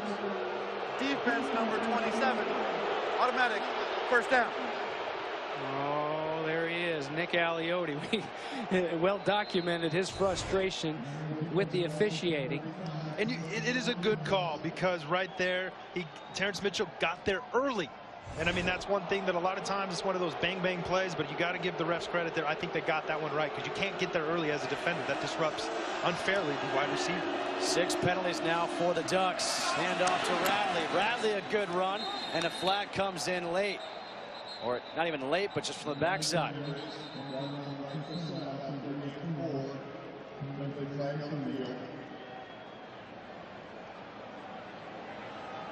Again, our referee is Sean Hockley. Holding. Offense number 54. 10 yards. Replay, first down. And Justin, whether it was late or right on time, Kyle Whittingham knows it. The problem is the fact that there is a flag thrown, and we've talked about it. You can't beat yourself if you want to come in and try to pull off another big upset. This Utah team, they were clean in their win over Stanford. Look at Stanford last week against Oregon. Didn't turn the football over. Didn't have a lot of penalties. This happened to Utah in the first quarter. They moved the ball, but they shot themselves in the foot too many times. Now 1st and 20. Schultz swings it out to Anderson. Anderson hits the hole, tries to cut it back, and Anderson gets tackled at the 39-yard line. But a pickup of 14 on 1st and 20. And that was a good play call to help Adam Schultz here, because you see the blitz coming off the edge right there, and that play is designed to be a quick flare pass out to the wideout, and then obviously there's some nice blocking there by the receiver in front of him, but a good play call to match the blitz there to help the young, unexperienced quarterback out in a situation where he's going to get pressured a little bit. Anthony Denham provided that block. Wide receiver, the block down the field. Radley on 2nd and 6.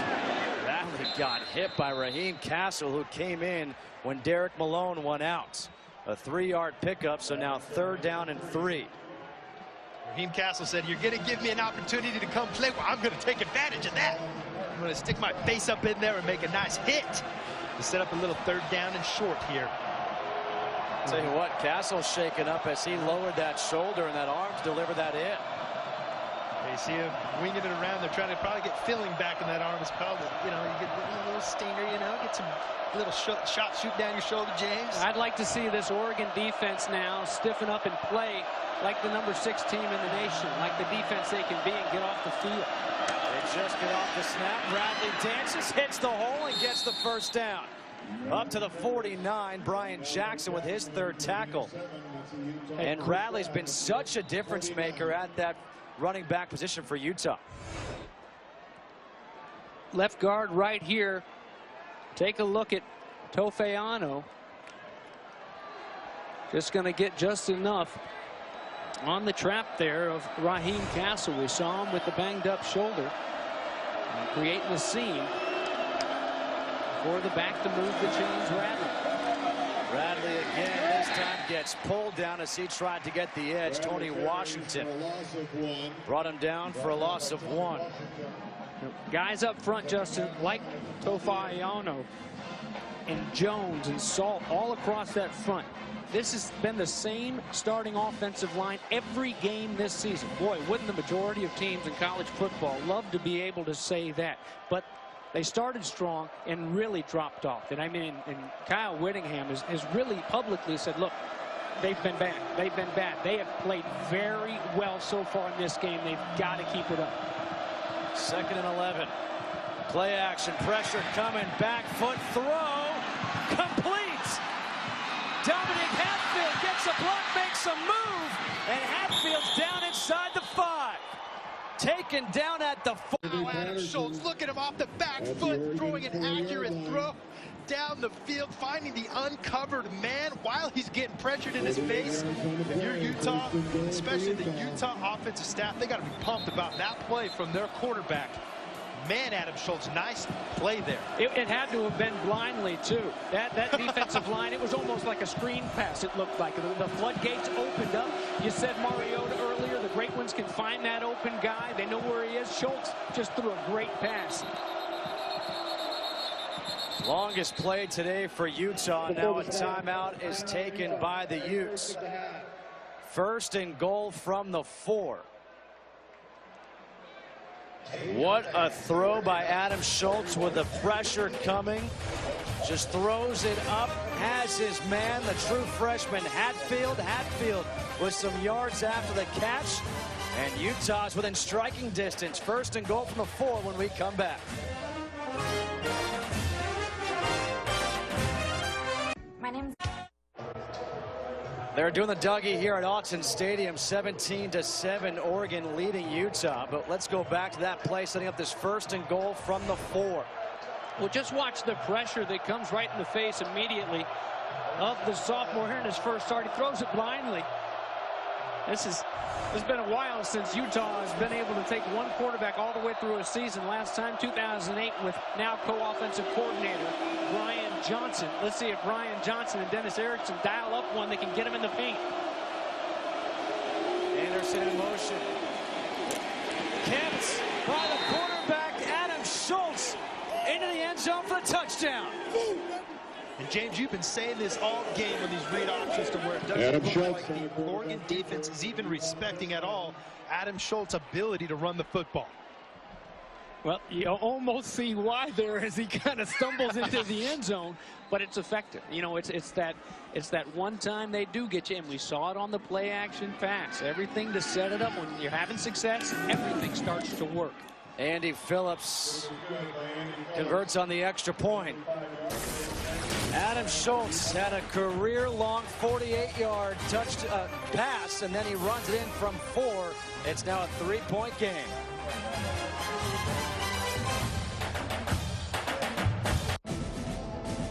It's a ball game here at Autzen Stadium in the 3rd quarter, 17-14. Oregon leading Utah. DeAnthony Thomas is back deep. Andy Phillips to kick off. Last time they went short. This time they will kick off to Thomas, who takes it at the 14. Thomas hits a hole. He's dangerous. There he goes. DeAnthony Thomas. Touchdown Ducks. 86 yards.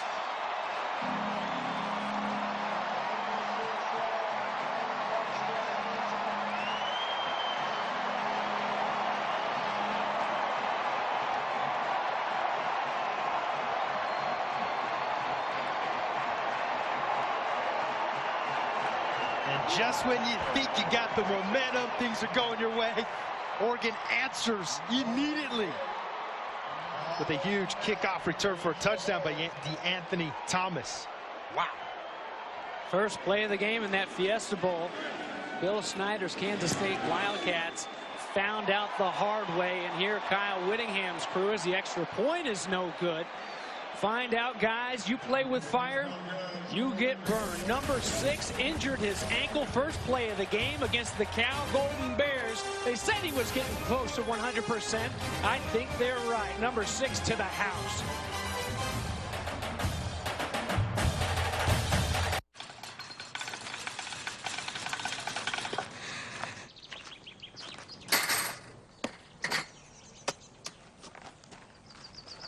I'm the greatest hitter in the world!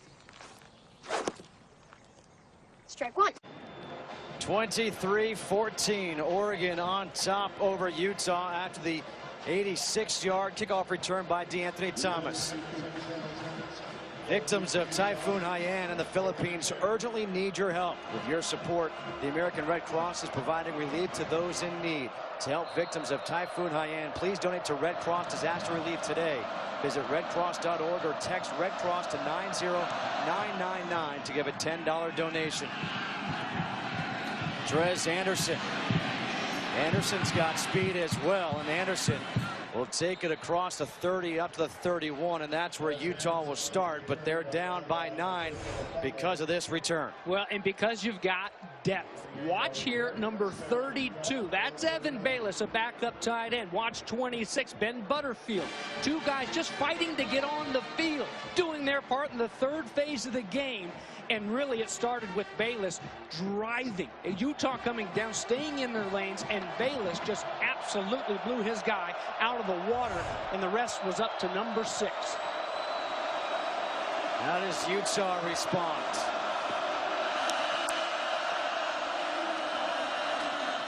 Quick pass out to Trez Anderson.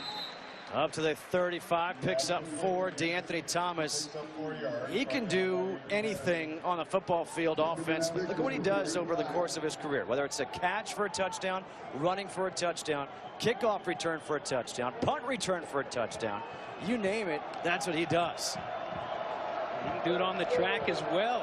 Look at right there, James. 1 TD per 8.6 touches. Man. It's kept here by Schultz on the zone read, and Schultz gets up to the 37, gets 2. Tackled by Rodney Hardrick. They come right back to it. It worked for the touchdown earlier, and again, 3rd down and 4. It's right where you want to be offensively. Dennis Erickson, Brian Johnson, try to keep it moving and answer once again after the big play by Oregon. Lucky Radley in the backfield. He's been a much more effective back over Bubba Poole. The handoff to Radley, tries to bounce it back. Radley diving, and he's going to be down at the 40, about a yard shy. Rodney Hardrick able to trip him up. Brady, you call me in the offseason. I want to go work out with you and Lucky Radley. I like this guy. Looked like he was going to be dropped for -2 maybe, and made it interesting. But a yard shy nonetheless, and comes off smiling. There's good energy out of that number 44. And remember, this is a backfield playing without Kelvin York. Just another injury that the Utes have had to deal with. But a great job by the defense of Nick Aliotis to get off of the field. They've had a little bit of trouble with it today. Especially at the point of attack. That play was meant to go to the left. The point of attack was completely eliminated. And that's what set up the ball getting turned back over to Oregon. Hackett with the soccer-style punt, keeping away from Addison. This is a good roll for Utah down at the 7. A 53-yard punt by Tom Hackett. 23-14 here. Time for a Lowe's never-stopping proving game break. Let's go back to Patrick O'Neill in L.A. No bumps in the road on the way to the national title game for FSU versus Syracuse. They do it on defense as well. Chris Casher, the strip of Terrell Hunt, takes it to the house.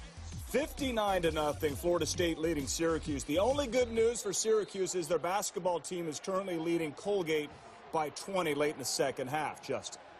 Way to put a positive spin on that one, Patrick. It's 23-14 here.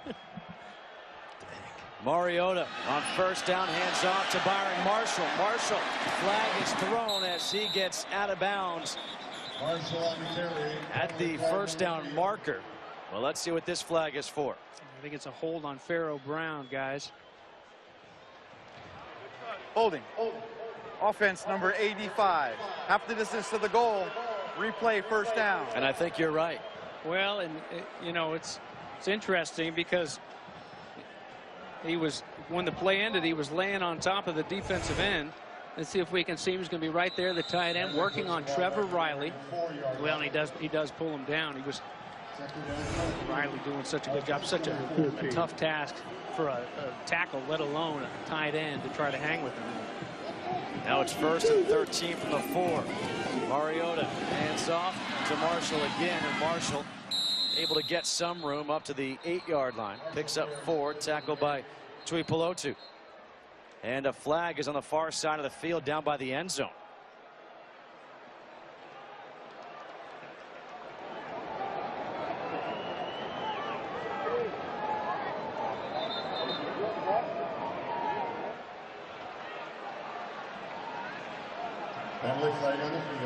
Well, the good news is if it's against Oregon, they can't go back much further. The offense had 5 players in the backfield. That penalty's declined. 2nd down.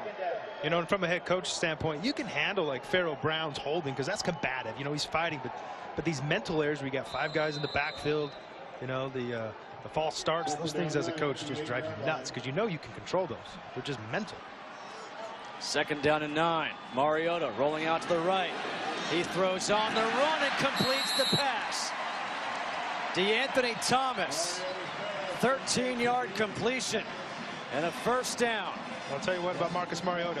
My question mark from my perspective was, can he operate as a traditional kind of pocket passer? And as you notice today, Scott Frost hasn't caught a lot of running back plays, and he's done an excellent job being efficient out of the pocket. Talking about Marcus Mariota. Mariota with time, he's going to throw this one away. Trevor Riley applying the pressure there, but this was the play before. Ran this one to the left. They put him on the run a couple plays ago here on the right, buying a little bit extra time. And you don't need much time for number 6 to come across there. Tough to hang with him. And Justin Thomas, just a redshirt freshman, has really made some good plays here today. But that's a tough task to cover that. Marshall takes the handoff, gets tackled by Eric Rowe. Gets a yard. And now 3rd and long coming up, and this has been the trouble spot for Oregon in this game. 0 for 5 on 3rd downs today. Know where those sticks are. Know where the sticks are running your routes, and defensively know where they're trying to get. Mariota with time, throws wide open is Huff for the 1st down. Their first 3rd down conversion of the day as he is out of bounds at the 43, pushed out by Michael Walker, a 21-yard completion. You know, Davian Orphy there is giving Huff space, and he's doing that because he's feeling threatened by the vertical ability of Huff, and that's what sets up those comeback routes like we saw there. Play action. Mariota, good fake. Now he runs. First time we've seen him run today, and he gets run out of bounds up at the 48-yard line. You're going to see Mariota seeing Huff come back to the ball here. And Huff just does a nice job, again, selling the vertical route. And then once the DB bit on the vertical threat, he comes right back to the quarterback, giving Mariota a very easy target and easy throw for a 3rd down conversion, the first of the day for the Oregon Ducks. On 2nd and 5, the pass complete to Daryl Hawkins. Hawkins breaks the tackle, and Hawkins is across the 30 to 29. A 23-yard completion. Hawkins able to stay in bounds. Hawkins doing a nice job there, not going down, evading the potential tackle of Keith McGill there. Mariota dissecting his defense. Huff goes down, pass interference. Reginald Porter will be called for pass interference guarding Huff. And I think that's just one of those plays, hey, you're going to try to save a touchdown because Huff had him on the post route there, talking about Reginald Porter. Pass interference. Defense number 29. 15 yards. 1st down. Hey, guys, this has basically been the formula for Oregon this season with the exception of last week. A team could stay close. 3rd quarter, they started busting it open. Go back to that Washington game, and there you see him getting tangled up at the end of it. You know, the Washington Huskies hit the 3rd quarter. Hey, this is going to be a great game. And you look at the score, and it's just a team that runs away from you. When they put it on in bunches. And right now doing it through the air. Mariota 1st down, wide open. Johnny Munt for the touchdown.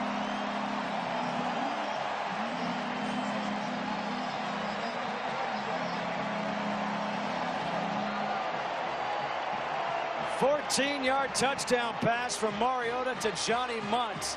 His 3rd touchdown catch of the year. And obviously that was a blown coverage there by Utah, but Mariota, again, speaking so much highly of this guy because he deserves it. He does exactly what you do when you get blitzed. You throw it right to where that blitz came from. And fortunately, he saw Munt wide open for an easy touchdown. Wogan's extra point is good. Mariota not doing it with his legs. He's doing it with his arm. 3 touchdowns on the afternoon. This time he finds Johnny Munt. Oregon 93 yards in under 2 minutes. Again, they lead 30-14.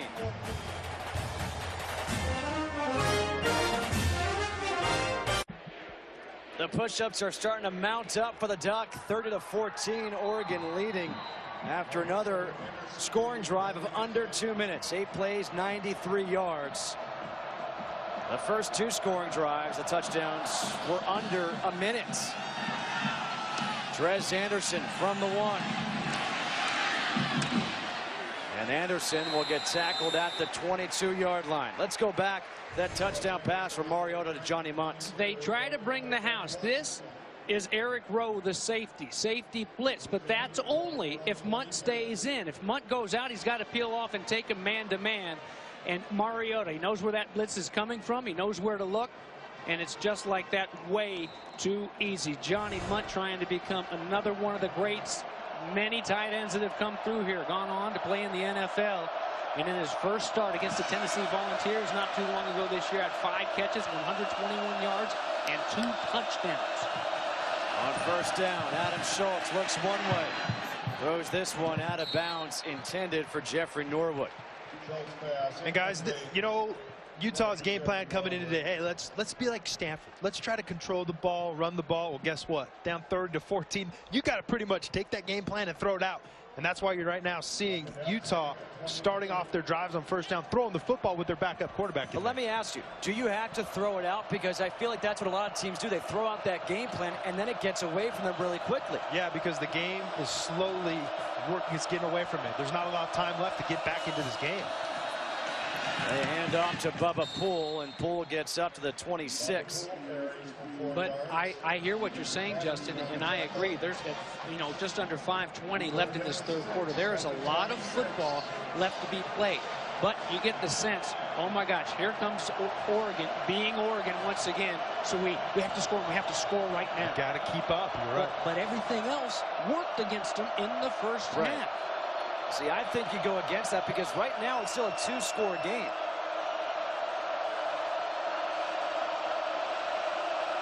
Third and 6. Pressure coming. Schultz steps up. Schultz is now going to run for it. He's got the first down as he's up to the 36. A 10-yard scramble there by Adam Schultz. That's a nice job by Schultz navigating in the pocket, stepping up when the rush was coming high around him, and then he sees green grass, and then the first down, it's attainable, and he uses his legs to make a first down. Nice job with the feel in the pocket. A lot of these young quarterbacks, when they're getting pressured a little bit, instead of looking downfield, they'll start looking at the rushers, and then they'll miss opportunities to take off and run like you saw there. In his interception earlier, he had a chance to tuck it and go and get a few. He decided to try to force it here. Wisens up, learn quickly. On first down, Schultz with the play action, throws over the middle, and that is caught.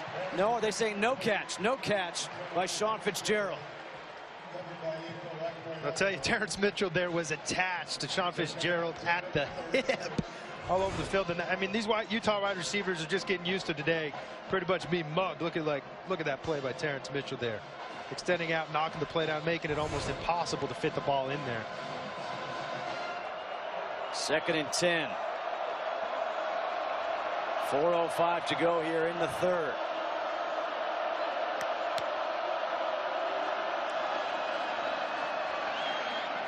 Not looking for the ball this time was Sean Fitzgerald.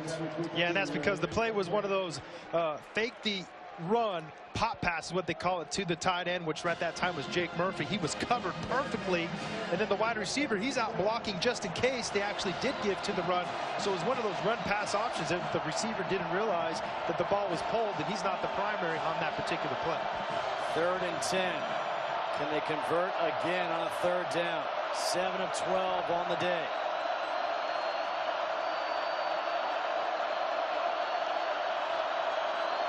Schultz having trouble with the play call.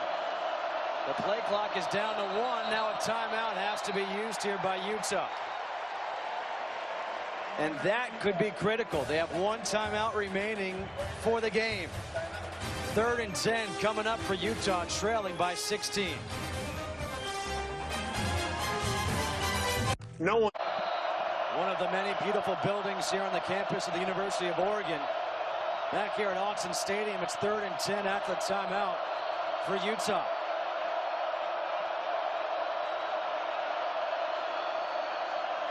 Schultz pressured. Flag is thrown. Schultz throws it away. The pressure applied by Tony Washington.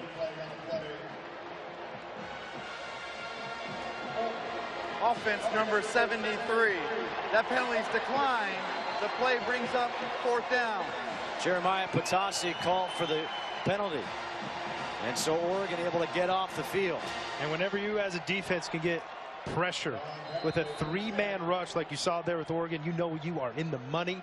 And that was a nice job by Tony Washington there, winning in the one-on-one matchup there to create pressure and ultimately draw the foul to then get the ball back to his offense. High snap. Tom Hackett gets the punt away Fair catch signaled and made by Braylon Addison. Addison takes the fair catch at the Oregon 28. The Ducks will take over the first. The Oregon Ducks leading 30-14. Everyone thinks about them as being this passing team because they strike so quickly. But look at what they've done running the ball. Over 302 yards per game, which is 7th in the country. But today, just 20 yards on 18 carries. Well, you go back to last week in Stanford, you know, it's a big physical bruising defense that they went up against, but only 62 yards on the ground there, 250 through the air. Byron Marshall in the backfield. Mariota forced out of the pocket on the run, throws out of bounds, looking for Braylon Addison. You know, back to that statistic there showing Oregon struggles of running the football today. The reason why Oregon has been so explosive is obviously because of that big play by the Anthony Thomas on the kickoff return, but because of Marcus Mariota. When you can't run the ball, it puts all the pressure on your offensive, on the quarterback of the offense to move the ball, and he has taken that responsibility on, and he has responded today like I didn't expect him, to be honest with you. Tyner gets the handoff. A true freshman, Thomas Tyner, up to the 34, gets 7. Tackled by LT Tuipulotu. Because back to Marcus Mariota, guys, we talk a lot about it, but I think he deserves it because you talked to Scott Frost last week against Stanford. Scott Frost said a few days before the game the guy could hardly even run. I looked at it, Marcus Mariota in warm-ups today. I didn't think he was going to come out and move very well, but lo and behold, he came out. He's played an excellent game up until this point, especially considering the fact that the whole onus of the success and the productivity of the offense is laid on his shoulders because of their inability to run the football against that Utah defense. 3rd and 3. Mariota, play action. Mariota throws high, and it's incomplete for Braylon Addison. And again, struggles on 3rd down for Oregon. You know, and that's just one of those plays that, you know, you look at Marcus Mariota, he's going to be talking to his guys and say, you know, I threw that one a little high. You're going to see it sell on him a little bit here. Although, when you're a wide receiver, the rule usually is if you could touch it, you could catch it. And I hate to say that for Addison. He should have caught that, but in reality, if you talk to his coaches, they'd say they'd expect Addison to be able to make a play for his quarterback in that particular situation. Maldonado to punts. Jeffrey Norwood, fair catch, made at the 29. All right, so Marcus Mariota getting a lot of attention. James, how about the Heisman candidates according to you? Well, just like I'm not ready to give up on a season for these Oregon Ducks, I'm also not ready to give up on this guy as one of the top 4. Jameis Winston has another big day today for the Florida State Seminoles against Syracuse. Look at that, 19 of 21. Wow. And Johnny Manziel, they're off today. They're going to finish the year, remember now, at Missouri, and that'll be a big stage and a chance for Manziel to really shine and do his thing, and could make a big jump. And of course, A.J. McCarron, they just continue to win championships. That's all for the Alabama Crimson Tide. Bubba Poole picks up 3, tackled by Taylor Hart. You know, and it's getting tougher and tougher not to include Bryce Petty into that mix. The Baylor Bears quarterback has been phenomenal, and he does such a good job, as much as they throw it, of protecting the football. You know, Mariota, he doesn't throw any interceptions, hasn't in over a year. That's unbelievable. That is unbelievable. But that's one thing. You look at McCarron, he doesn't lose football games, just wins them. 2nd down and 7. Schultz rolling out to the right. Throws high as he got drilled by Rodney Hardrick. You see Schultz. Is that called welcome to the big show? Ooh, he led with the forehead there. Old Rodney Hardwick, instead of his crown of his head, which I think saves him there. But that's the price you pay when you break the pocket. You got a rusher coming right at your face, and you're trying to make a throw as you're getting pressure. 3rd and 7. 2 minutes to go here in this 3rd quarter. You got to think this is one of those 3rd downs where they need it. 7 of 13. Play clock is down to 4. Schultz throws. It's nearly picked off. Terrence Mitchell jumped that route. Man, Terrence Mitchell. That's what you call a little bait. Basically, Terrence Mitchell is just saying to the quarterback, he's saying, you know what, I'm going to pretend that my guy is open right now. Watch him here. He's standing right there, and he's going to drop back into coverage. And he's got this guy man-to-man right there, and you see him just slowly getting his guy, making it appear that his guy's open, and as soon as the ball's thrown, he breaks on it and breaks up the pass, getting his defense off the field. Hackett, low punt, just gets it away as the pressure was coming. This is going to go out of bounds, and they're going to mark it out at the 36-yard line. Fox College Saturday, presented by Kay Jewelers, continues tonight with a Big 12 matchup as Texas Tech battles 5th-ranked Baylor on Fox, as the Bears try to stay undefeated and keep their national title hopes alive. Coverage begins at 7 p.m. Eastern only on Fox. We talk about Baylor and what's happening with them, and number 5. They've got a tough stretch coming up, and look at Oklahoma State at 5-1. I believe I read today that Oklahoma State is going to play their game without their star receiver Josh Stewart today. Well, Oklahoma State, it looks like, is going to finish it off against Texas. And those were, you know, it's really interesting here in the month of November how the Big 12 schedule just happened to work itself out. They don't have a championship game, but they do have fun when the top teams are playing each other. So it was 2 teams really fate in their own hands, and they take down Texas today. So Oklahoma State will stay up there, and Baylor has to keep on keeping on as well, as they've got Texas Tech, a very good team that's hit some rough spots here as of late tonight. 2nd down at 10 after Marshall was dropped by Tui Pelotu. Mariota throws wide open over the middle. It's Daryl Hawkins. Hawkins makes a couple of guys miss. Has some blockers, and he gets tackled very nicely by Justin Thomas in the open field. A 26-yard completion. You know, many people looked at Marcus Mariota's setback, or even the Oregon setback last week, or saying, hey, that's going to really hurt Marcus Mariota's chance at the Heisman, James. But today I think he's making even more of a claim because of his ability to make plays in the pocket. Mariota rolling out to the right, throws, and that's incomplete. Looking for D'Anthony Thomas. 1 minute to go here in this quarter. Well, and here he is, buying just a tiny bit of time to step out of that pocket and then throwing it right on the money. When you've got guys that can do the rest, Daryl Hawkins catches it, a little bit of a shake. You know, you feel almost, though, when you come to town and you don't get to see Mariota use those wheels, you've been cheated a little bit. That's what's really fun about this game. How about this run? Marshall. Wow. Showing off the speed, gets a first down as he's up to the 17, a 21-yard run. Eric Rowe with his 6th tackle of the day. And that's exactly what those sideways runs, or at least perceived sideways runs, do to your defense. They get everybody running to the sideline, and lo and behold, there creates a gap in the middle of your run defense. Mariota stepping up, drops it back for Marshall. Marshall, he gets outside. Marshall dives, gets in for the touchdown. What an effort.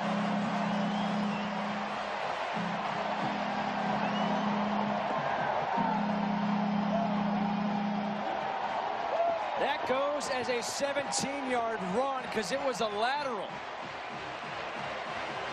And that's just Marshall one-on-one with a linebacker in space. And if you had to place some money on it, put a bet down on it, you would put it on Marshall. Yeah, Jason Whittingham, I don't envy him out there in space. And if you're going to miss, if you're going to miss outside, and just hope that those other bodies on your defense can come and help you out. Don't let a guy like that to the sideline. Wogan's extra point is good. And it's going to be Jason Whittingham. He puts the shake on, allowed to get outside. And then at the end of it, are you kidding me? We just saw him carry the pack. And it's a guy who put the team on his back when D'Anthony Thomas went down. No one to share the carries back there. Thomas Chiner, of course, has done it. The freshman, Michael James, Kenyon Varner, these greats that have come through here. And just a sophomore, Byron Marshall can fly, and he can also sting you. Very strong runner. Byron Marshall, those last 2 runs, 21 and 17 yards. You look at this offense through the years. 2010, LaMichael James, 47 points per game. LaMichael James again leading the way in 2011, 46 points per game. Kenyon Barner last year, almost 50, and then this year they are averaging almost 52 points per game with Mariota leading the way. But how about this? Those last 2 runs, 21 and 17 yards. Oregon had 27 total rushing yards before that in this game. And that scoring drive, shockingly, is under 2 minutes again.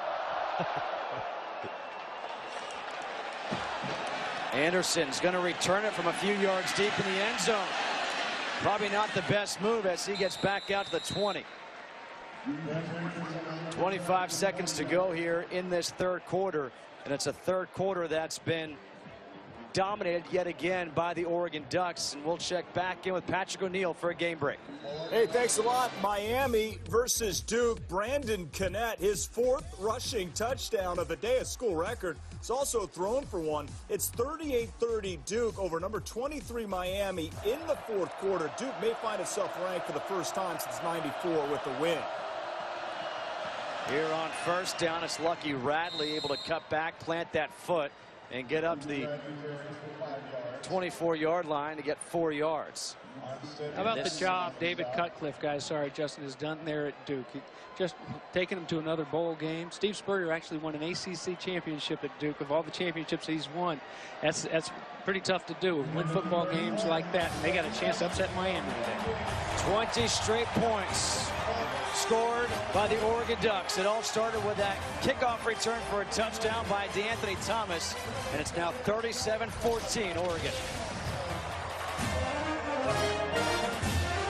The 14 as we start the 4th. And after a rousing rendition of shout by these fans, that was one of the coolest things I've seen in a football game yet in a long time. The handoff is to Radley, who gets wrapped up and taken down by Boseko Lokambo. A loss of 2 on the play, and now 3rd and 8 coming up. And as a defense, these are the kind of situations you live for. 3rd and long, you know it's going to be a pass. You get to pin your ears back as a rusher, get after it on the edge. You know that if you're man-to-man, you're sticking your man. If not, you're dropping deep to short, not sucking up on any of those undercover guys that are shallow. Staying deep if you're the secondary guys. 3rd and 8, pressure coming. Schultz gets sacked by Lokambo.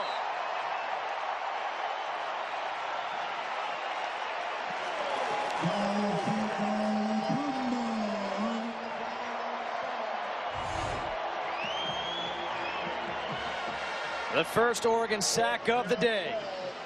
Here he is, standing up and right around the edge, just too easy as he just blows right by Jake Murphy. Jake Murphy's done a fantastic job catching passes and blocking on the run. That time, Boseko was just too much for him. Addison takes at the 45. Flag on the play. Addison cuts it back. Addison down the sideline. Now will cut it back across towards the midfield. And this all could be for naught as he's still on his feet, and he gets into the end zone.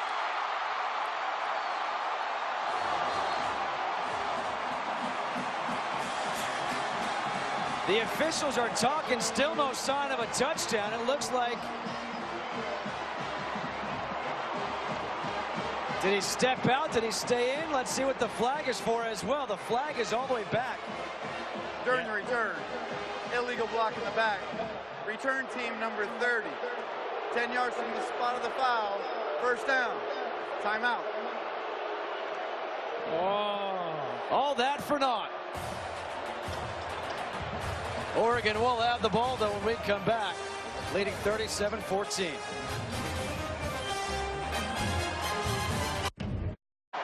Well, I'm impressed by the high top fade right there, but everybody's really impressed by this run back. And the question is, if it doesn't count, can it still be the one? Oh, I know it. That's a great question. Was not going to be denied, Addison. Football fans in the Pacific Northwest will understand when I say so much determination, though. Remember the Marshawn Lynch against the Saints? But there it is. There was your illegal block. And sometimes, in that situation, the best block is no block. Unfortunately for Addison, who had 2 punt returns for touchdowns against Cal back at the end of September, this one comes back. Thomas Tyner with the speed. Tyner Oh my gosh, is he explosive.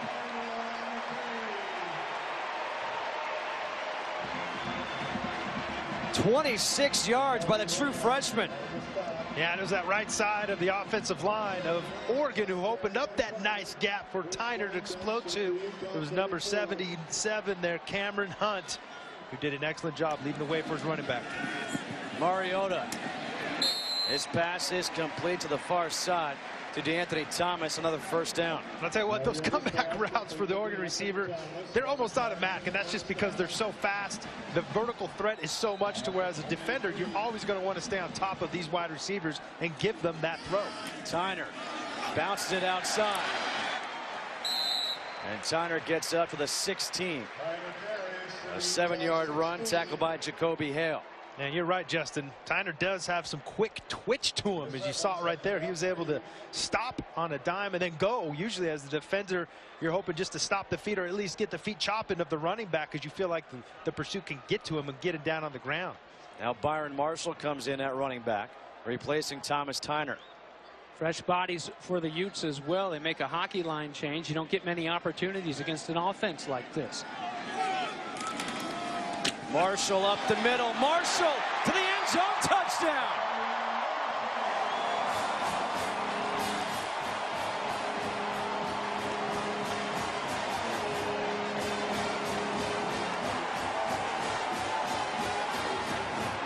Well, the first one down there to give him a big flying chest bump was Johnny Munt. And he came across the tight end and made it all go. Picked up a great block. There is a flag down now. It may have been a little bit too big of a chest bump there, James. What was the first of 12? I don't think it was Munt's fault. I'm sorry, but your vertical leap was too much. We're going to have to flag you on that one. You did tone down the celebration.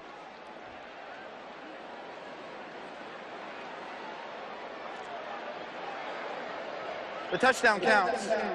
After the play was over, unsportsmanlike conduct by the scoring player for an exhibition in the end zone. That foul will be enforced on the kickoff. An exhibition in the end zone, yeah. Huh? Wow, okay. Didn't know that was the technical terminology there. Matt Wogan for the extra point.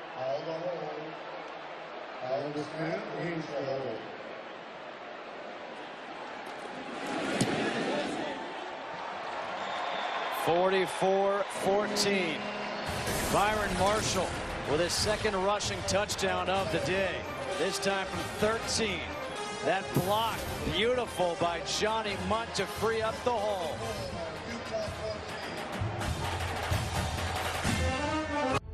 Fox College Football. Due to time constraints, we move ahead to later in the game.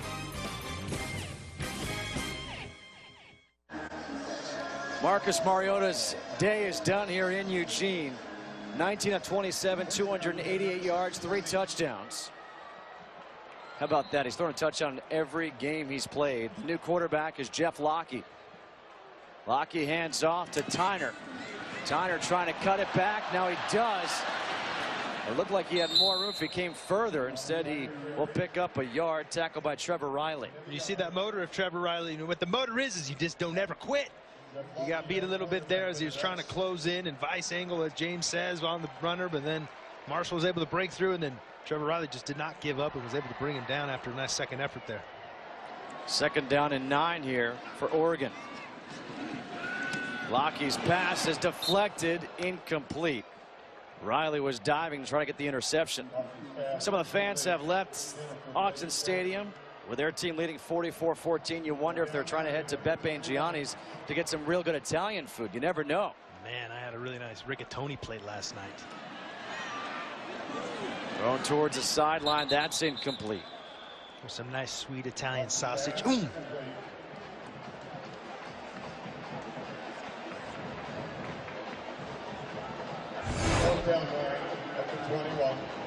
You look at these Utah Utes still fighting, scratching, crawling. I mean, it's really easy just to say, hey, let's just come in and get the heck out of here. But you see that Ute defense just still playing as hard as they can, trying to make plays, and ultimately just trying to get better. That's Tui Pelotu, the senior from Euless, Texas. In Trinity High School there in Euless, They do the huck. I'll guarantee you they don't do many huckas pre-game in the state of Texas, but a lot of poly guys on that squad.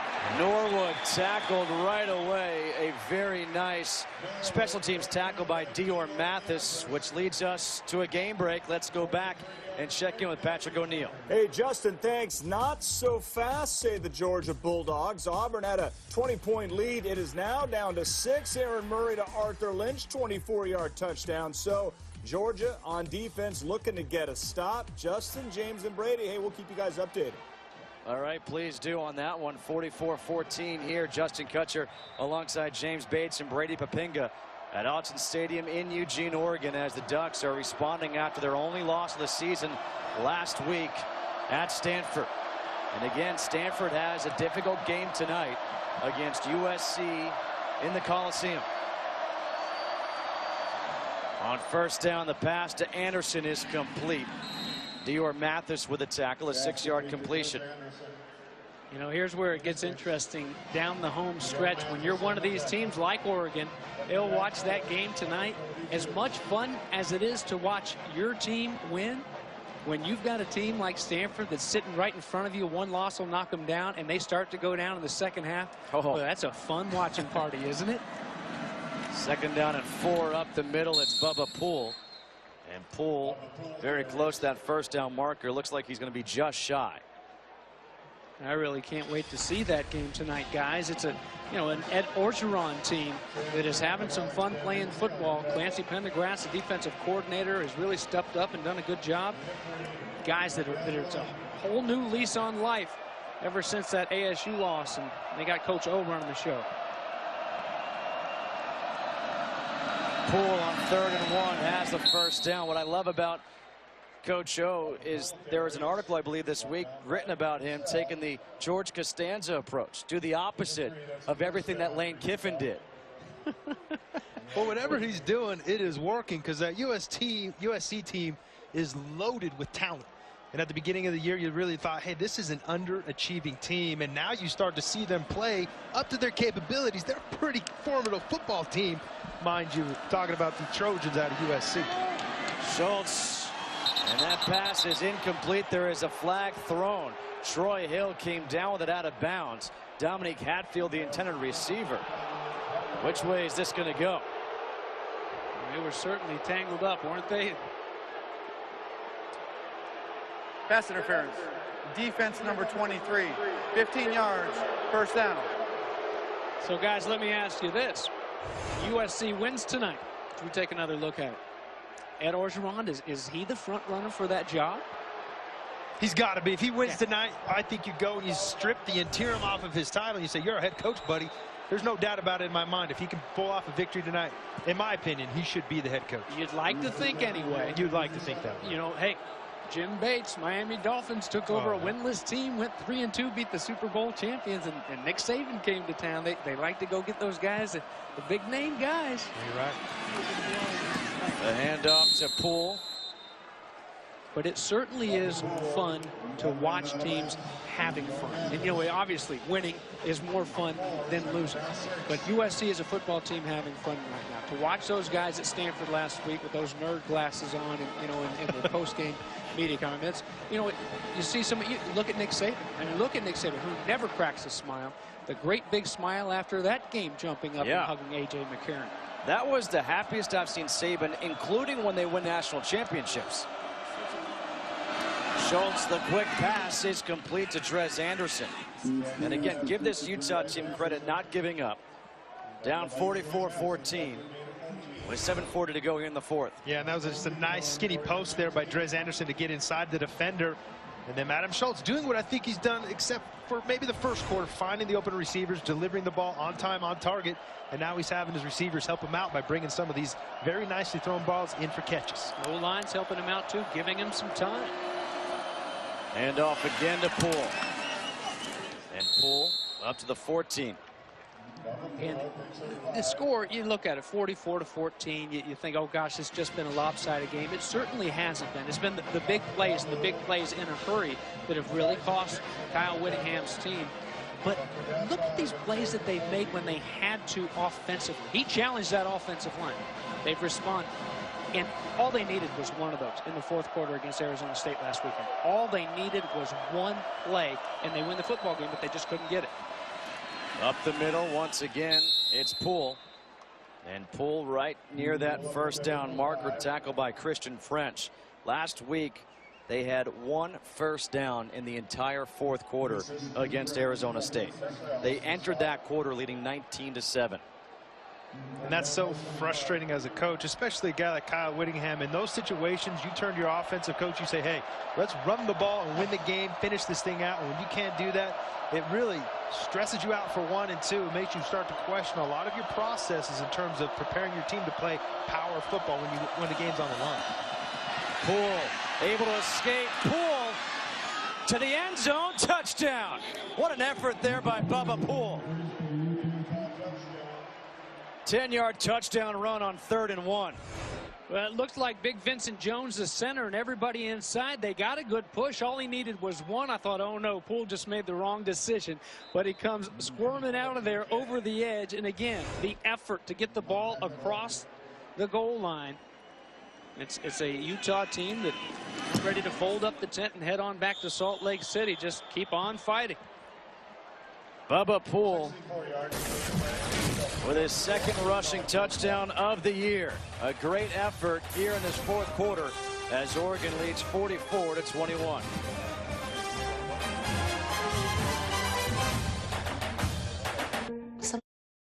Tonight, it's the UFC on Fox Sports 1, beginning with the UFC 167 prelims featuring a bout between 10th-ranked lightweight Donald Cerrone and Evan Dunham, and then catch all the reactions and analysis from a big night of UFC action on our UFC 167 post-fight show. Fox Sports 1, your home for UFC action.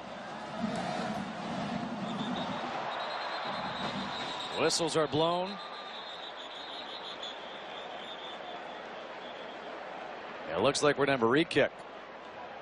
The ball fell off the tee before the kicker kicked it. Therefore, it is no play. We will re-kick. Please reset the game clock to 6:01. I wonder why there was no flag. I want Sean Hockley to referee all my games because the explanations are awesome. And he does our job for us at times, doesn't he? You know, listen, Andy Phillips, he's done just fine with the ball on the tees. 2 for 2 this team when it comes to onside kicks this year. Maybe it wasn't the plan to begin with. At the 10, it's Chad Delaney. And Delaney up to the 26-yard line.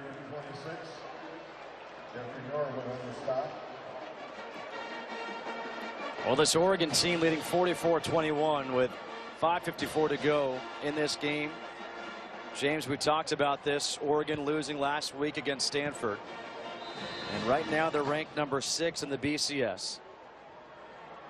And everyone knows that if Alabama wins out and Florida State wins out, that's going to be the national championship game.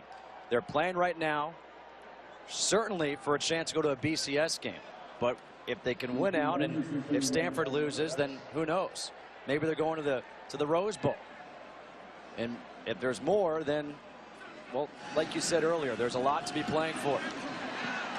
Yele Ford takes the handoff up to the 31 as Jake Rodriguez is in at quarterback.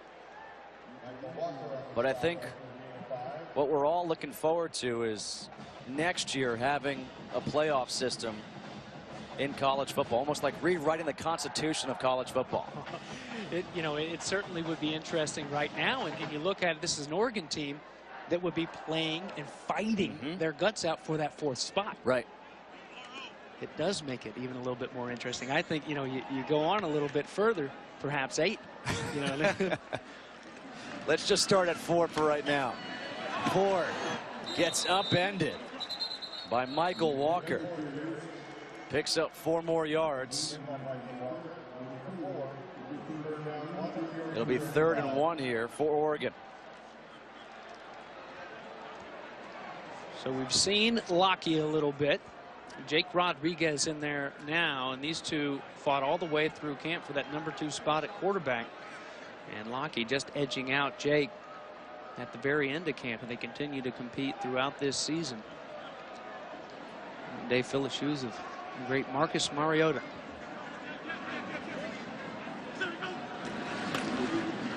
Again, it's Ford up the middle. This time he'll get the first down. Good second effort. Still pushes that pile up to the 41-yard line.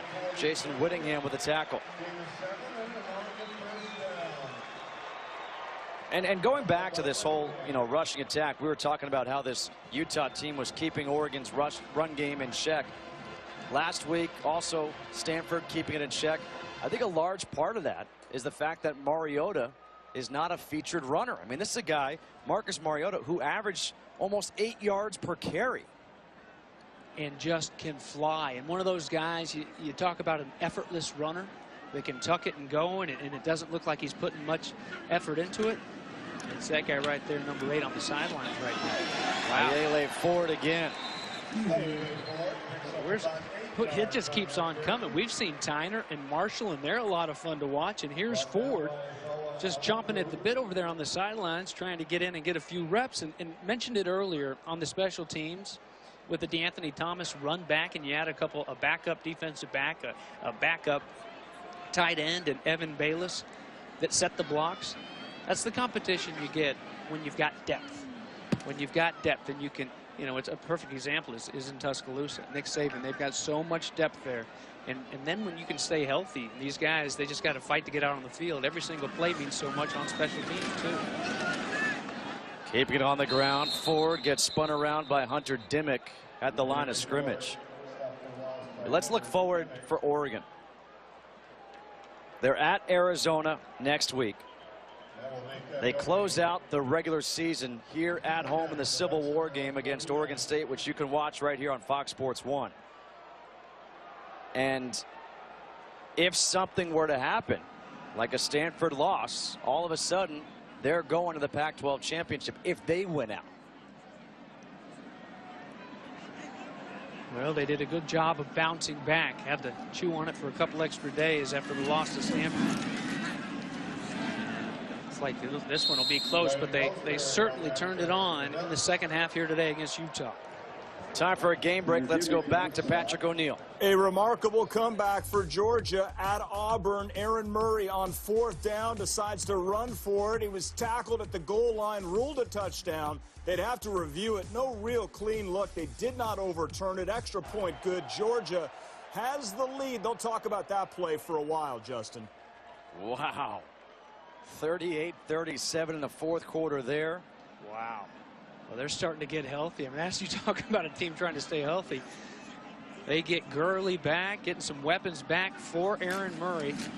On 4th and 1, the handoff to Lane Roseberry, and Roseberry converts.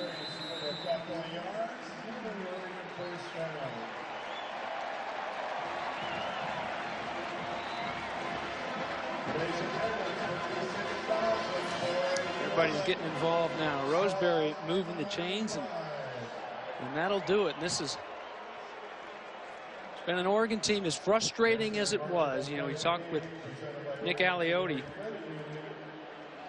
the defensive coordinator, how frustrating it was that he couldn't get his defense off the field, how frustrating it was out there. It was even more frustrating, I think, as a whole Duck team this past week. When you look at the college football, everybody across the college football landscape saying, "Oh, there goes Oregon, they're done. This, they got to change this and this," and to bounce back, it's got to feel pretty good when you got leaders like Marcus Mariota and all the numbers we can put up there for him on the field, and he has another great day. And again, 0 interceptions in the last 354 pass attempts, and it's the 1-year anniversary of his last interception to Stanford tomorrow. But that guy right there is an even better person off of the football field. He is our Right Stuff Player of the Game, presented by Academy Sports and Outdoors. Marcus Mariota didn't have to do it with his legs, showed off his arm. And Oregon just keeps it on the ground to run out the clock and get the victory. 44-21. They had to fight hard that first half. Utah came out, got a quick 7 to open up the third quarter. And that kickoff return for a touchdown by DeAnthony Thomas opened the floodgates for the Ducks. For Brady Papinga, James Bates, and our entire Fox Sports crew, I'm Justin Kutcher. The final score here from Eugene, 44-21. Coming up after this short break, we'll take you back to the Fox College Saturday studios and Rob Stone. The final score here, once again, Oregon 44, Utah 21.